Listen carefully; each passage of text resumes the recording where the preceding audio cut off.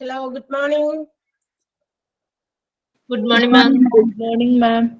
Good morning. Ma'am.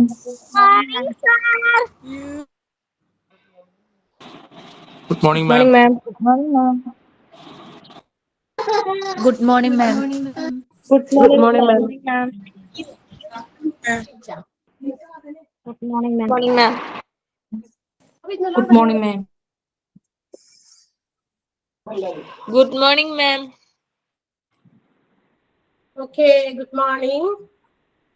Good morning, ma'am.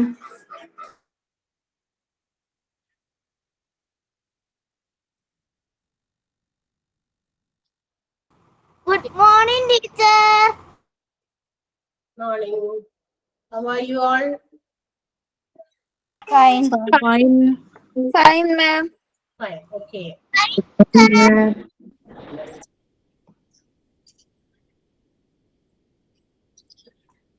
Okay. ഇന്ന് നമ്മള് അറിയാലോ ഇന്ന് നിങ്ങൾക്ക് ടൈം ടേബിൾ കിട്ടിയോ?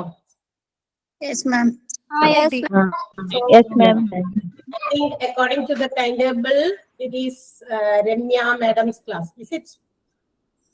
Yes, ma'am. But accidentally, I have to join your class because she's on leave. അപ്പൊ അതുകൊണ്ട് ഇന്ന് ഞാനാണ് ക്ലാസ് എടുക്കണേ. കണ്ടപ്പോ മനസ്സിലായിട്ടുണ്ടാവുമല്ലോ അല്ലെ? നമ്മളുടെ നിങ്ങൾക്ക് ഇവിടെ ചാപ്റ്റർ നിങ്ങൾക്ക് ഇവിടെ നിങ്ങളുടെ സ്ക്രീനിൽ ഷെയർ ചെയ്യുമ്പോൾ അറിയാവണമല്ലോ നിങ്ങൾ ഏത് ടീച്ചറിന്റെ ഏത് മാഡത്തിന്റെ ക്ലാസ് ആണെന്ന് നിങ്ങൾക്ക് ആ സ്ക്രീനിൽ കാണുമ്പോൾ അറിയാം. മഴയും വെള്ളവും അതും ഇതൊക്കെ ആയതുകൊണ്ട് ചിലപ്പോഴൊക്കെ ചിലർ പെട്ടെന്ന് ചിലപ്പോ എന്താ പറയാ ലീവ് ആകും. സോ വി ആർ നോട്ട് എന്താ പറയാ expecting to avoid your class so that somebody has to take the class. അപ്പൊ അതുകൊണ്ട് നിങ്ങളുടെ ക്ലാസ് ഒക്കെ മിസ് ചെയ്യണ്ടല്ലോ എന്ന് വിചാരിച്ചിട്ടാണ്. ക്ലാസ്സുകൾ മിസ് ആവാൻ പാടില്ല. അപ്പൊ ആരെങ്കിലൊക്കെ കയറും. സോ നിങ്ങൾ എന്റെ നോട്ട് ബുക്ക് എടുത്ത് വെച്ചിട്ടില്ലെങ്കിൽ ഓടിപ്പോയി എല്ലാവരും നോട്ട് ബുക്ക് എടുത്തിട്ട് ഓടിയ എടുക്കാത്തവരുണ്ടാവും. ചിലപ്പോ വിചാരിക്കുമല്ലോ രമ്യ മിസ്സിന്റെ ക്ലാസ് രമ്യ മിസ്സിന്റെ നോട്ട് അല്ലെങ്കിൽ വേഗം പോയി എടുത്തിട്ട് വരാം. ഇല്ലാത്തവര് 1 minute വേഗം.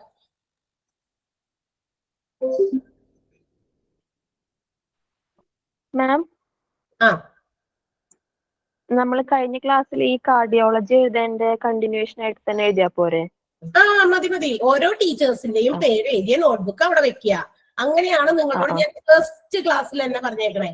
ബിഫോർ നമ്മൾ ടോപ്പിക്സ് എടുക്കുന്നതിന് മുമ്പ് അന്നേരം ഞാൻ അത് പറഞ്ഞതാണ്. ഓരോ ടീച്ചേഴ്സ് വരുമ്പോ അവരവരുടെ പേര് എഴുതി ഓരോ നോട്ട്ബുക്ക്, ഒരു നോട്ട്ബുക്കിൽ ഓരോ ക്ലാസ് പോകുമ്പോ ഇന്ന് നിഷ ടീച്ചർ എടുത്തപ്പോ നിഷാന്ന് എഴുതിയിട്ട് ആ ക്ലാസ് എഴുതുകയല്ല. അത് ഇറ്റ്സ് നോട്ട്, അത് നല്ല വേ ഓഫ് റൈറ്റിംഗ് അല്ല.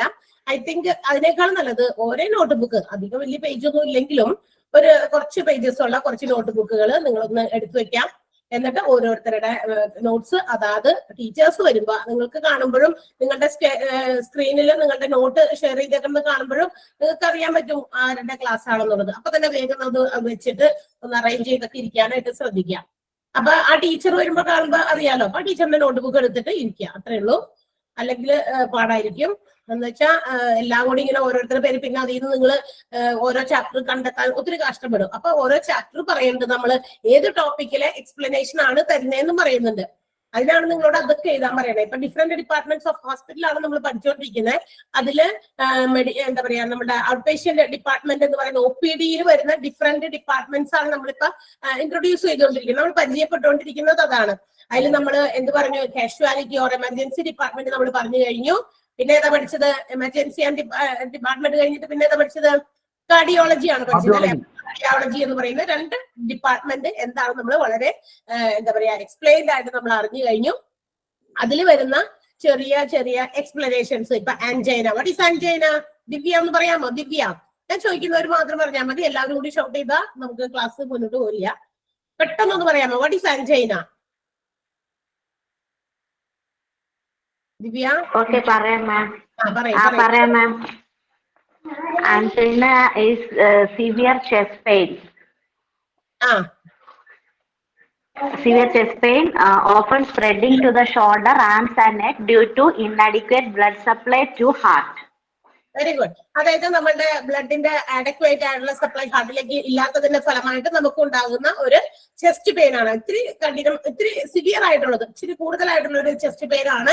And it often spreads to അവർ ഷോൾഡേഴ്സ്, നെക്ക് ആൻഡ് ആംസ്. അത് പതുക്കെ ഇങ്ങനെ സ്പ്രെഡ് ചെയ്ത് നമ്മുടെ കഴുത്തിലേക്കോ കൈകളിലേക്കോ അല്ലെങ്കിലൊക്കെ ഇങ്ങനെ ആംസിലേക്ക്, ഷോൾഡറിലേക്കും ആംസിലേക്കും ഒക്കെ ഇങ്ങനെ സ്പ്രെഡ് ചെയ്യുമ്പോൾ you have to just give a checkup. അതായത് നമ്മളൊന്ന് ചെക്ക് ചെയ്യുന്നത് നല്ലതാണ്.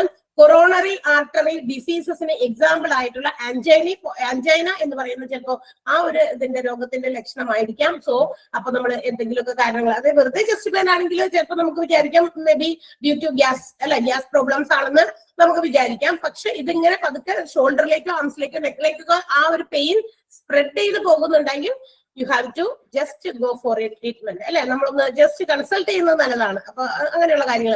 പിന്നെ ഇതിനകത്ത് വരുന്ന ഡിഫറെന്റ് കാർഡിയോ വാസ്കുലർ സർജറി, പിന്നെ cardiac surgery, coronary artery bypass grafting, ഇങ്ങനെയുള്ള കുറെ സർജിക്കൽ പ്രൊസീജിയേഴ്സിനെ നമ്മൾ പരിചയപ്പെട്ടു. What is coronary artery bypass grafting അറിയാമോ? ബുസ്താന, അങ്ങനെയാണോ? ബുസ്താന ഷെറിൻ? അതെ അതെ. ഒന്ന് പറഞ്ഞേ, വേഗം പറഞ്ഞേ. Is surgical procedure to treat coronary artery disease. Build-up often plants in the artery of heart. അതായത് ഹാർട്ടിന്റെ ആർട്ടറീസിൽ ഫോം ചെയ്യുന്ന പ്ലാക്സ് പോലെയുള്ള സംഭവങ്ങൾ, അത് ഡ്യൂ ടു നമ്മുടെ കൊളസ്ട്രോൾ ലെവല് കൂടുന്നത് കൊണ്ടോ അങ്ങനെയൊക്കെ ഉണ്ടാകുന്നതിന്റെ ഫലമായിട്ട് നമ്മൾ കഴിക്കുന്ന ഫുഡിൽ നിന്നൊക്കെ ഒത്തിരി ഫാറ്റ്, കൊളസ്ട്രോള്, ഒത്തിരി ആവശ്യത്തിലധികമായിട്ട് വേണ്ടി വരുന്ന ഈ പ്രോട്ടീൻസ് എന്ത് സാധനമായാലും it will form like a plaque രൂപത്തിൽ. ഇപ്പൊ ഡെന്റൽ പ്ലാക്ക് ഉണ്ടാവാറുണ്ട്, അല്ലെ? പല്ലിന് അവിടെ അടിഞ്ഞുകൂടുന്ന അതും ഒരു പ്ലാക്ക് ആണ്. പക്ഷെ ഇത് ഹാർട്ടിന്റെ ആർട്ടറീസിൽ ഇതുപോലെയുള്ള പ്ലാക്സ് ഫോം ചെയ്ത് കഴിയുമ്പോൾ it will block the blood passage. അത് ബ്ലഡ് പാസേജിനെ ബ്ലോക്ക് വരുത്തുകയും അങ്ങനെ ഉണ്ടാകുന്ന ഒരു സംഭവമാണ്. അപ്പൊ അത്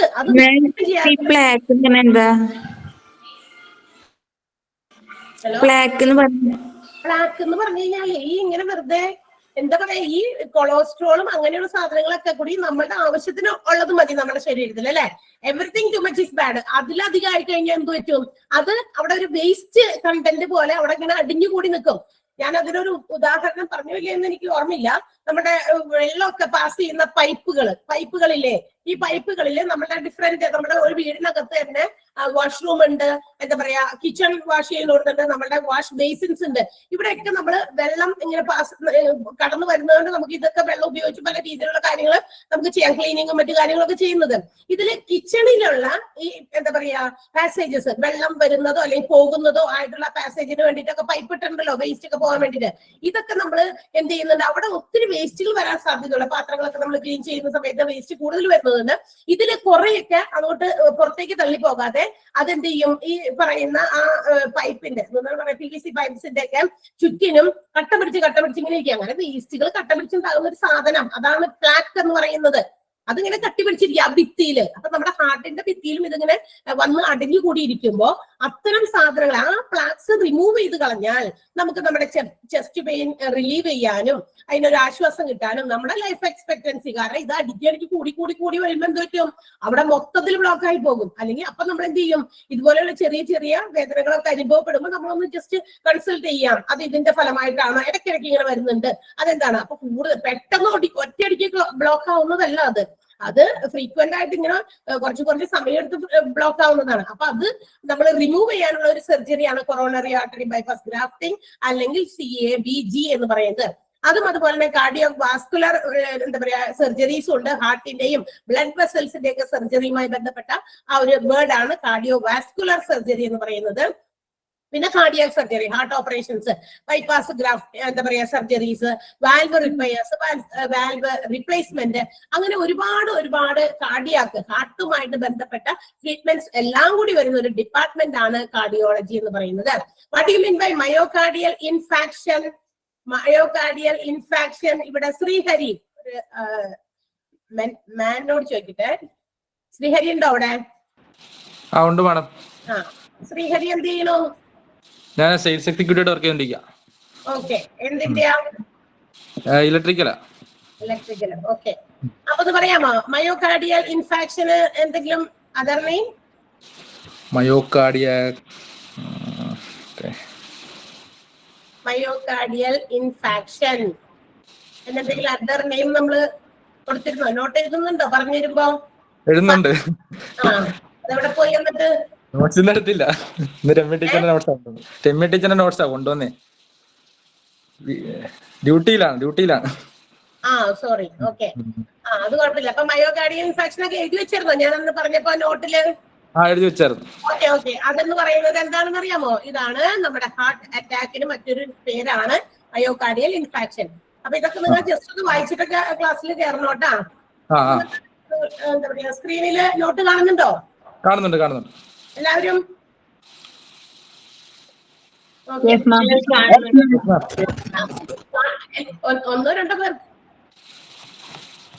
ഒന്നോ രണ്ടോ പേർക്ക് കാണാമെന്ന് വെച്ചാൽ അവിടെ ഡിസ്പ്ലേ ആണെന്നാണ്. കിട്ടാത്തവരുണ്ടെങ്കിൽ പെട്ടെന്ന് ലീവ് ചെയ്തിട്ട് വേഗം എൻ്റർ ചെയ്യാം കേട്ടോ. എക്സിറ്റ് ചെയ്തിട്ട് ഒന്ന് പെട്ടെന്ന് കയറുക. കിട്ടാത്തവര്, കാണാത്തവര്, നമ്മളുടെ എന്താ പറയാ നെറ്റിന്റെ ഇഷ്യൂ അല്ലെങ്കിൽ വേറെ ഏതെങ്കിലും പ്രശ്നമായിരിക്കും. ജസ്റ്റ് ഒന്ന് എക്സിറ്റ് ചെയ്തിട്ട് കയറിയാൽ മതി. ഒത്തിരി പേരുകൾ ക്ലാസ്സിൽ കയറിയിരിക്കുന്നത് കൊണ്ടാകാം, അങ്ങനെയെങ്കിലും പല കാര്യങ്ങൾ കൊണ്ടാകാം കേട്ടോ. So now let's move to the next department. അടുത്ത ഡിപ്പാർട്ട്മെന്റ് ആണെങ്കിൽ നമ്മൾ പഠിക്കാൻ പോകുന്നത് anaesthesiology. What is it? Anaesthesiology എന്ന് പറയുന്ന ഡിപ്പാർട്ട്മെന്റ് ആണ് കേട്ടോ. നമുക്കറിയാം ഇതും എന്താ പറയാ is another department in which anaesthesia is handled. Anaesthesia എന്താ അതിന്റെ അർത്ഥം? അനസ്തേഷ്യ കൊടുക്കാന്നൊക്കെ കേട്ടിട്ടല്ലേ നമ്മള്? എന്താണ് അനസ്തേഷ്യ? എന്തിനാ മയക്കുന്നതിന് വേണ്ടിയിട്ടാണ്. അതായത് നമുക്കറിയാം, നമുക്ക് ചില തരത്തിലുള്ള സർജിക്കൽ പ്രൊസീജിയേഴ്സ് അല്ലെങ്കിൽ ചില കാര്യങ്ങളൊക്കെ, ചില പ്രൊസീജിയേഴ്സ് ഒക്കെ ചെയ്യുന്ന സമയത്ത് പെയിൻഫുൾ ആകുന്ന സമയത്ത് അത് ആ ഭാഗത്ത് ഭയങ്കരമായിട്ട് പെയിൻ അനുഭവപ്പെടാം, ശരീരം മൊത്തം പെയിൻ അനുഭവപ്പെടാം. അത്തരം സിറ്റുവേഷൻസിൽ കൊടുക്കേണ്ടി വരുന്ന ഒരു എന്താ പറയാ ഒരു ട്രീറ്റ്മെന്റ് ആണ് അനസ്തേഷ്യോളജി അല്ലെങ്കിൽ അനസ്തേഷ്യ എന്ന് പറയുന്നത്.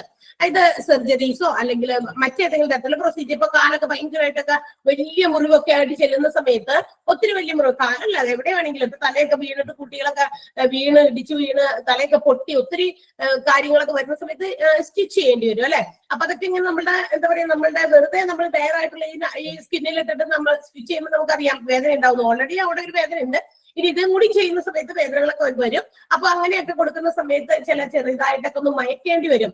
ആ ഒരു ഭാഗത്ത് പെയിൻ ഇല്ലാതിരിക്കുന്നതിന് വേണ്ടിയിട്ട് കൊടുക്കുന്ന ഒരു സംഭവമാണ്. അതിനെയാണ് നമ്മൾ എന്ത് വിളിക്കുക? അനസ്തേഷ്യ. അതിന് വേണ്ടിയിട്ടുള്ള ഡിപ്പാർട്ട്മെന്റിനെയാണ് നമ്മൾ അനസ്തേഷ്യോളജി എന്ന് പറയുന്നത്. അനസ്തേഷ്യോളജി എന്തൊക്കെ രീതിയിലുണ്ട്? Which are the types? ഏതൊക്കെ രീതിയിലുള്ള അനസ്തേഷ്യോളജി ആണ് അഡ്മിനിസ്റ്റർ ചെയ്യുന്നത്? നമുക്ക് നോക്കാം. Which are the types of anaesthesia given to the patients? General anaesthesia, local anaesthesia and regional anaesthesia. 3 രീതിയിലുള്ള, നമ്മൾ സാധാരണ കേൾക്കുമ്പോൾ അനസ്തേഷ്യ കൊടുത്തിട്ടുണ്ട് എന്ന് മാത്രമേ കേട്ടിട്ടുള്ളൂ അല്ലെ. പക്ഷേ മിക്കവാറും പേര്, കുറച്ചു പേരൊക്കെ കേട്ടിട്ടുണ്ടാവുമായിരിക്കും നിങ്ങൾ ആ ഫീൽഡിൽ നിന്ന് വന്നവരാണെങ്കിൽ. General anaesthesia. എന്താണ് ജനറൽ അനസ്തേഷ്യ എന്ന് പറയുന്നത്? It's the medicine that is administered by anaesthesiologist. അതായത് വെറുതെ ആർക്കെങ്കിലും വന്നിട്ട് കൊടുക്കാൻ പറ്റുന്ന ഒന്നല്ല. അനസ്തേഷ്യോളജിസ്റ്റ് എന്ന് പറഞ്ഞാൽ അതില് പെർട്ടിക്കുലർ ആയിട്ട് ആ ഒരു ഇതില് പഠിച്ച കാര്യങ്ങളൊക്കെ അറിയുന്ന ആളുകളാണ് അനസ്തേഷ്യോളജിസ്റ്റ് എന്ന് പറയുന്നത്. മെഡിക്കൽ ഡോക്ടർ, അദ്ദേഹം ഒരു മെഡിക്കൽ ഡോക്ടർ ആയിരിക്കും. That anesthesia will be provided through a mask or IV cannula which is placed under the vein. അല്ലെ, നമ്മുടെ വെയിനില് പ്ലേസ് ചെയ്യുന്ന IV കാനുലയോ അല്ലെങ്കിൽ ഒരു മാസ്കോ വെച്ച് പ്രൊവൈഡ് ചെയ്യുന്ന ഒരു മെഡിക്കേഷൻ ആണ്. അത് കൊടുക്കുന്നത് അനസ്തേഷ്യോളജിസ്റ്റ് ആണ്. അദ്ദേഹം ഒരു മെഡിക്കൽ ഡോക്ടർ തന്നെയായിരിക്കും. അപ്പൊ ഈ മാസ്ക് വെച്ചിട്ട് ചിലപ്പോ ഇങ്ങനെ വെച്ചിട്ട് ചില ഒരു മരുന്നോ അങ്ങനെ എന്തെങ്കിലും ആയിരിക്കും അതിനകത്ത്, ആ മാസ്കിനകത്ത് വെച്ചിട്ട് ഒന്ന് നമ്മളെ കൊണ്ട് നമ്മുടെ മൂക്കിലൂടെ ഒക്കെ ഇങ്ങനെ സ്മെല് ചെയ്ത് കഴിഞ്ഞ് കഴിയുമ്പോൾ നമ്മുടെ അകത്തേക്ക് ചെന്ന് കഴിയുമ്പോൾ ആഫ്റ്റർ എ പെർട്ടിക്കുലർ ടൈം ഒരു ഇത്തിരി സമയം എടുക്കും. അതിന്റെ ഡ്യൂറേഷൻ ഒക്കെ അവർക്ക് അറിയാമായിരിക്കും. വെൻ ദ പേഷ്യന്റ് ബിക്കംസ് എന്താ പറയാ അവരുടെ കോൺഷ്യസ് നഷ്ടപ്പെടുന്ന അൺകോൺഷ്യസ് ആകുന്ന സമയമൊക്കെ അവർക്ക് അതിൽ നിന്ന് അഡ്മിനിസ്റ്റർ ചെയ്യാൻ പറ്റും. So using a face mask or an IV cannula അല്ലെങ്കിൽ കാനുല പോലെയുള്ള സാധനം നമ്മുടെ ഈ എന്താ പറയാ ഈ വെയിനിനകത്ത്, അതായത് ഞരമ്പിലൂടെ കടത്തി വിട്ടിട്ട് അതിലൂടെ എന്തെങ്കിലും മരുന്ന് ഇഞ്ചെക്ട് ചെയ്തിട്ടോ ഒക്കെ ആയിരിക്കും. ഈ എന്താ പറയാ കാനുലാസ് ഒക്കെ പല ടൈപ്സ് ഉണ്ട്. അതിന്റെ ബാക്കിലുള്ള കളർ അനുസരിച്ച് ഡിഫറെന്റ് കാനുലാസ് നമുക്ക് അറിയാം. നമ്മൾ അതൊന്നും അറിയേണ്ട ആവശ്യമില്ല. കാനുല എന്ന് പറയുമ്പോൾ നമുക്ക് എപ്പോഴും ഇഞ്ചക്ഷൻ ഒക്കെ എടുക്കുന്ന സമയം ഉണ്ടാവില്ലേ? ചിലപ്പോഴൊക്കെ നമ്മൾ അഡ്മിറ്റ് ചെയ്യുന്ന സമയത്ത് ഒത്തിരി ഇഞ്ചക്ഷൻസ് എടുക്കുന്ന സമയത്ത് ഓരോ പ്രാവശ്യം ഒന്ന് ഈ സിറിഞ്ച് നീഡില് കുത്തിയിട്ട് ഓരോ എടുക്കുന്നതിന് പകരം അവര് they will place some canulas. അവിടെ അതിന് പ്രോപ്പർ ആയിട്ടുള്ള കാനുലാസ് നമ്മുടെ വെയിലിങ്ങനെ പ്ലേസ് ചെയ്ത് വെച്ചിരിക്കും, ഇങ്ങനെ ബാൻഡൊക്കെ ചെയ്ത് വെച്ചിരിക്കും. അപ്പൊ എപ്പോഴാണോ മരുന്ന് കൊടുക്കേണ്ടത് അല്ലെങ്കിൽ ഇഞ്ചെക്ട് ചെയ്യേണ്ടത് ആ സമയത്ത് ഇതിലൂടെ അങ്ങോട്ട് കയറ്റി വിടാൻ പറ്റും. ഓക്കെ, അങ്ങനെയുള്ള സാധനം അതിനെയാണ് നമ്മൾ കാനുല എന്ന് വിളിക്കുക. എല്ലാവരും കണ്ടിട്ടുണ്ടാവുമായിരിക്കും, മിക്കവാറും നമ്മളൊക്കെ എക്സ്പീരിയൻസും ചെയ്തിട്ടുണ്ടാവുമായിരിക്കും അല്ലെ. അപ്പൊ അത്തരം സാഹചര്യങ്ങളൊക്കെ എല്ലാവരും നമ്മൾ എവിടെയെങ്കിലുമൊക്കെ കണ്ടിട്ടുണ്ടാവും. ഇങ്ങനെ ആർക്കെങ്കിലും കൊടുക്കുന്നതോ നമുക്ക് സ്വന്തമായിട്ട് എക്സ്പീരിയൻസ് ഉള്ളതോ ആയിട്ടുള്ള ഒരു സാധനമാണ് ആ IV കാനുല. അതിന്റെ ആ ഒരു ബോട്ടമിലുള്ള കളർ അനുസരിച്ച് ഇച്ചിരി വ്യത്യാസമൊക്കെ ഉണ്ട്. അന്നേരം നമ്മൾ അതൊന്നും ശ്രദ്ധിക്കാറൊന്നുമില്ല. പക്ഷെ ഡിഫറെന്റ് കളേഴ്സ് ഉണ്ട്. നിങ്ങൾ അടിച്ചു നോക്കി കഴിഞ്ഞാൽ നിങ്ങൾക്ക് IV കാനുല എന്ന് അടിച്ചു നോക്കി കഴിഞ്ഞാൽ you can see which are the types of IV cannulas used for the procedures or surgeries. ഇതിന് വേണ്ടിയിട്ട് ഉപയോഗിക്കുന്ന കാനുലാസ് ഏതൊക്കെയാണെന്ന് നമുക്ക് കണ്ടെത്താൻ സാധിക്കും. നമുക്ക് അത്ര അതിന്റെ ഡിഫറെന്റ് ടൈപ്സ് ഒന്നും ആവശ്യമില്ല. You have to just know that IV cannulas or mask are used to give general anaesthesia എന്ന് മാത്രം അറിഞ്ഞിരിക്കുക. ജനറൽ അനസ്തേഷ്യ കൊടുക്കണമെങ്കിൽ ഈ പറയുന്ന രണ്ട് സാധനങ്ങളാണ് ഉപയോഗിക്കേണ്ടത്. Then when this anesthesia is given to the patient, when it works, ആ ഒരു anesthesia വർക്ക് ചെയ്യുന്ന സമയത്ത് the patient will become unconsciousness. അവരുടെ ബോധം എന്താ പറയാ, നമ്മൾ എന്താണോ എന്നുള്ളത് മറന്നു പോകും. അതായത് നമ്മുടെ അൺകോൺഷ്യസ് മൈൻഡിലേക്ക് നമ്മൾ പോകും. അതാണ് ഈ പറയുന്ന ജനറൽ അനസ്തേഷ്യ. ഒരു ഇത്ര സമയം കഴിയുമ്പോൾ വർക്ക് ചെയ്തു കൊടുക്കും. നമ്മുടെ ശരീരത്തിലേക്ക് അത് കടത്തി കഴിയുമ്പോൾ അത് വർക്ക് ചെയ്തു കൊടുക്കും. അത് വർക്ക് ചെയ്യുന്നുണ്ടോ ഇല്ലയോ എന്നൊക്കെ അറിഞ്ഞിട്ട് ബാക്കി പ്രൊസീജിയേഴ്സിലേക്ക് ഡോക്ടേഴ്സ് പോകുള്ളൂ. അല്ലാണ്ട് ഇത് കൊടുത്തു കഴിഞ്ഞ് അപ്പൊ തന്നെ 5 മിനിറ്റ് ആണ്, 5 മിനിറ്റ് കഴിഞ്ഞ് കഴിയുമ്പോൾ നമുക്ക് എന്താണോ സർജറി ചെയ്യണോ ഓപ്പറേഷൻ ചെയ്യണോ അല്ലെങ്കിൽ തുന്നിക്കെട്ടണോ എന്താന്ന് വെച്ചാൽ വേഗം ചെയ്യാം എന്ന് നോക്കില്ല. അവർ ജസ്റ്റ് അതിന് വേണ്ടിയിട്ട് അവര് നമ്മളോട് ചോദിക്കും, ഇന്ന ഭാഗത്ത് ടച്ച് ചെയ്യുമ്പോൾ ഫീൽ ചെയ്യുന്നുണ്ടോ അല്ലെങ്കിൽ എന്തെങ്കിലും അനുഭവപ്പെടുന്നുണ്ടോ, വേദനയുണ്ടോ എന്നൊക്കെ നമ്മളോട് ചോദിക്കും. അതിനുശേഷമാണ് അവർ ചെയ്യുക. അപ്പോൾ ആ ഒരു വർക്കിംഗ് ടൈം എടുത്തിട്ട് അത് വർക്ക് ചെയ്യുന്ന സമയത്ത് പേഷ്യന്റ് അൺകോൺഷ്യസ് ആകും. And this is called general anaesthesia which is given. അപ്പൊ ജനറൽ അനസ്തേഷ്യ പ്രൊവൈഡ് ചെയ്യുന്ന രീതി ഏതൊക്കെയാണ്? ത്രൂ ഫേസ് മാസ്ക്, മാസ്കിലൂടെയോ അല്ലെങ്കിൽ IV ഫേസ് മാസ്ക് അല്ല മാസ്കിലൂടെയോ അല്ലെങ്കിൽ IV കാനുലാസ് ഉപയോഗിച്ചിട്ടാണ് എന്നോർക്കുക. And when the patient becomes unconscious while the anesthesia is working, it will be success. അങ്ങനെ ചെയ്യുമ്പോൾ മാത്രമാണ് എന്ത് ചെയ്യുന്നത്, അവർ അവരുടെ പ്രൊസീജിയേഴ്സിലേക്ക് കടക്കുന്നുള്ളൂ. ക്ലിയർ ആണോ? ലോക്കൽ അനസ്തേഷ്യ ആണ്. അടുത്തത് ലോക്കൽ അനസ്തേഷ്യ ആണ്. That means if the doctors want the patients to block their sensation in a particular area, such a type of, that means local anesthesia is given. ഏതെങ്കിലും ഒരു particular area മാത്രം, അവിടുത്തെ sensation മാത്രം എന്ത് ചെയ്യുക, block ചെയ്യണമെന്ന് വിചാരിക്കാം. ആ ഒരു പർട്ടിക്കുലർ ഏരിയ മാത്രം, അവിടുത്തെ ഫീലിങ്സ്, അതായത് അവിടെ ടച്ച് ചെയ്യുമ്പോൾ അല്ലെങ്കിൽ അവിടെ മാത്രം മൊത്തത്തിലുള്ള ഇത് കൊടുക്കണ്ട. ഓക്കെ, അൺകോൺഷ്യസ് ആക്കണ്ട, അതായത് മൈൻഡ് മൊത്തത്തിൽ അൺകോൺഷ്യസ് ആക്കണ്ട. ഒരു പർട്ടിക്കുലർ ഏരിയ മാത്രം നമുക്ക് സെൻസേഷൻ ബ്ലോക്ക് ചെയ്യണമെങ്കിൽ this type of, that means local anesthesia is given. Usually dentists are using local anesthesia. ഡെന്റിസ്റ്റുകളാണ് സാധാരണ ഈ ഒരു അനസ്തേഷ്യ കൊടുക്കുന്നത്. That means if they have to repair any jaw or teeth, അങ്ങനെ ഇപ്പൊ നമ്മുടെ പല്ലുകള് അല്ലെങ്കിൽ നമ്മുടെ ജോ ഒക്കെ കറക്റ്റ് ചെയ്യണം. ജോ കറക്റ്റ് ചെയ്യാൻ മീൻസ് നമ്മളുടെ ഇപ്പൊ ഒരുപാട് കുട്ടികൾക്കുള്ള പ്രശ്നങ്ങളാണ് പല്ലിന് വിടവുകള് അല്ലെങ്കിൽ പല്ല് പൊങ്ങി പോവുക, പല്ലുകളുടെ ആ ഒരു നിര എന്താ പറയാ അലൈൻമെന്റ് കറക്റ്റ് അല്ലാതെ ആകുക. ഇത്തരം പ്രൊസീജിയേഴ്സ് ഒക്കെ ചെയ്യുന്ന സമയത്ത് ചിലപ്പോഴൊക്കെ പല്ലെടുക്കുന്ന സമയത്ത് ഒക്കെ നമുക്ക് എന്താണ് മൊത്തത്തിൽ നമ്മൾ അൺകോൺഷ്യസ് ആക്കേണ്ട ആവശ്യമില്ല. ആ ഒരു പർട്ടിക്കുലർ ഏരിയ നമ്മൾ അറിയാതെ തന്നെ ഒരു ഇഞ്ചക്ഷൻ അവിടെ കുഞ്ഞിതായിട്ട് വെക്കുന്നുണ്ട്. പല്ലെടുത്തവരായിരിക്കും എല്ലാവരും മിക്കവാറും. എല്ലാവർക്കും ഈ ഒരു ഡെന്റിസ്റ്റിന്റെ അടുത്ത് പോയിരിക്കുന്ന ഒരു മിക്കതുകൊണ്ടായിരിക്കും. ഒന്നുകിൽ പല്ല് എന്താ പറയാ അലൈൻമെന്റ് കറക്റ്റ് ആക്കാനാകാം. ഇപ്പൊ ഒത്തിരി വേറെ പുതിയ മോഡലിലുള്ള അലൈൻമെന്റുകളൊക്കെ വന്നിട്ടുണ്ട്. പണ്ടൊക്കെ അങ്ങനെയായിരുന്നു. പിന്നെ കമ്പി ഇടാനാകാം അല്ലെ, കറക്റ്റ് ആക്കുന്നതിന് വേണ്ടിയിട്ട് പല്ല് എടുക്കാനാകാം, പല്ല് റൂട്ട് കനാൽ ചെയ്യാൻ വേണ്ടിയിട്ടാകാം. ഇങ്ങനെയൊക്കെ ചെയ്യുന്ന സമയത്ത് ആ ഒരു പർട്ടിക്കുലർ വായിക്കകത്തുള്ള ആ ഒരു പർട്ടിക്കുലർ ഏരിയയിൽ മാത്രമേ നമുക്ക് സെൻസേഷൻ ബ്ലോക്ക് ചെയ്യേണ്ടി, അവിടെ നമുക്ക് ഫീലിംഗ് ഉണ്ടാകാത്ത അവസ്ഥയിലേക്ക് കൊണ്ടുവരുന്നുള്ളൂ. സോ ദാറ്റ് ഈ പറയുന്ന അനസ്തേഷ്യ ആണ് കൊടുക്കുക. ലോക്കൽ അനസ്തേഷ്യാസ് ആണ് പ്രൊവൈഡ് ചെയ്യുന്നത്. ആരാണ് ഏറ്റവും കൂടുതൽ ലോക്കൽ അനസ്തേഷ്യ കൂടുതൽ ഉപയോഗിക്കുന്നത്? ആരാണ്? Dentist.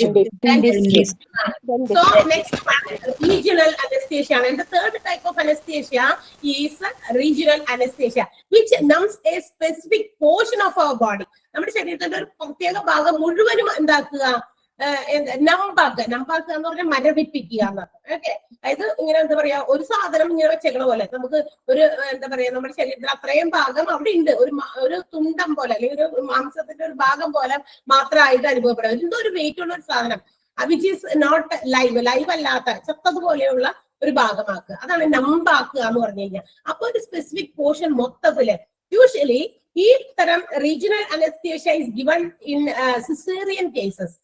അറിയാലോ അല്ലെ.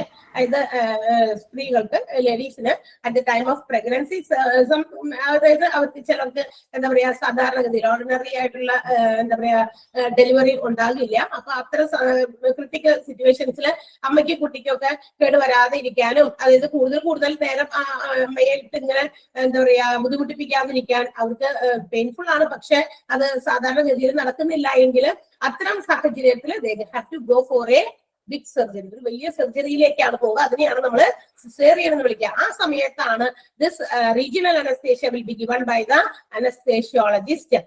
And at the time of giving this regional anesthesia, the doctors or the particular ആരാണോ അതിനുമായിട്ട് ബന്ധപ്പെട്ട ആളുകൾ they have to monitor the patient's blood pressure, heart rhythm, temperature, level of consciousness and the amount of oxygen in blood. ഈ പറയുന്ന കാര്യങ്ങളൊക്കെ check ചെയ്തതിന് മുമ്പ് ശേഷം മാത്രമേ എന്ത് ചെയ്യാൻ പാടുള്ളൂ, റീജിയണൽ അനസ്തേഷ്യ പ്രൊവൈഡ് ചെയ്യാൻ പാടുള്ളൂ. ഓടി ചെന്നിട്ട് മറ്റു 2 അനസ്തേഷ്യാസ് പ്രൊവൈഡ് ചെയ്യുന്നത് പോലെ ഈ പറയുന്ന അനസ്തേഷ്യ കൊടുക്കാൻ അത്ര എളുപ്പം സാധിക്കില്ല.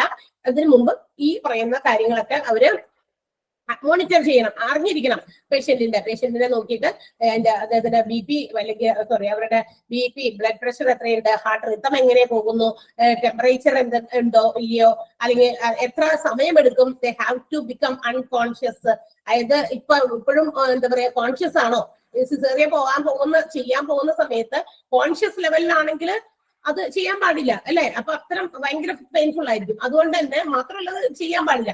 അപ്പൊ അൺകോൺഷ്യസ് ആകുന്നുണ്ടോ, അത് അൺകോൺഷ്യസ് ആകാനുള്ള ഒരു എത്ര സമയം എടുക്കും എന്നുള്ള കാര്യങ്ങളൊക്കെ മോണിറ്റർ ചെയ്യണം. പിന്നെ മാത്രമല്ല ബ്ലഡിലെ ഓക്സിജന്റെ അളവ് കറക്റ്റ് ആണോ, അതായത് ഒരു ആവറേജ് ലെവലിലുണ്ടോ, അത് ഭയങ്കരമായിട്ട് കുറഞ്ഞു പോയിട്ടുണ്ടോ അല്ലെങ്കിൽ കൂടി പോയിട്ടുണ്ടോ, അതൊക്കെ ഒന്ന് ചെക്ക് ചെയ്യണം. ഇതെല്ലാം മോണിറ്റർ ചെയ്തതിന് ശേഷം മാത്രമേ the anaesthesiologist have to give this regional anaesthesia. അപ്പൊ അവർക്ക് അങ്ങനെ കൊടുക്കാനേ പാടില്ല, അല്ലാതെ ഡയറക്റ്റ് ഓടിച്ചിട്ട് കൊടുക്കാൻ പാടില്ല എന്നാണ്. അപ്പൊ anesthesiology is also a department which provides anesthesia for patients at the time of particular procedures and surgeries. അപ്പൊ സർജറീസും പ്രൊസീജിയേഴ്സും ഒക്കെ നടക്കുന്ന സമയത്ത് പ്രൊവൈഡ് ചെയ്യുന്ന ഒന്നാണ്.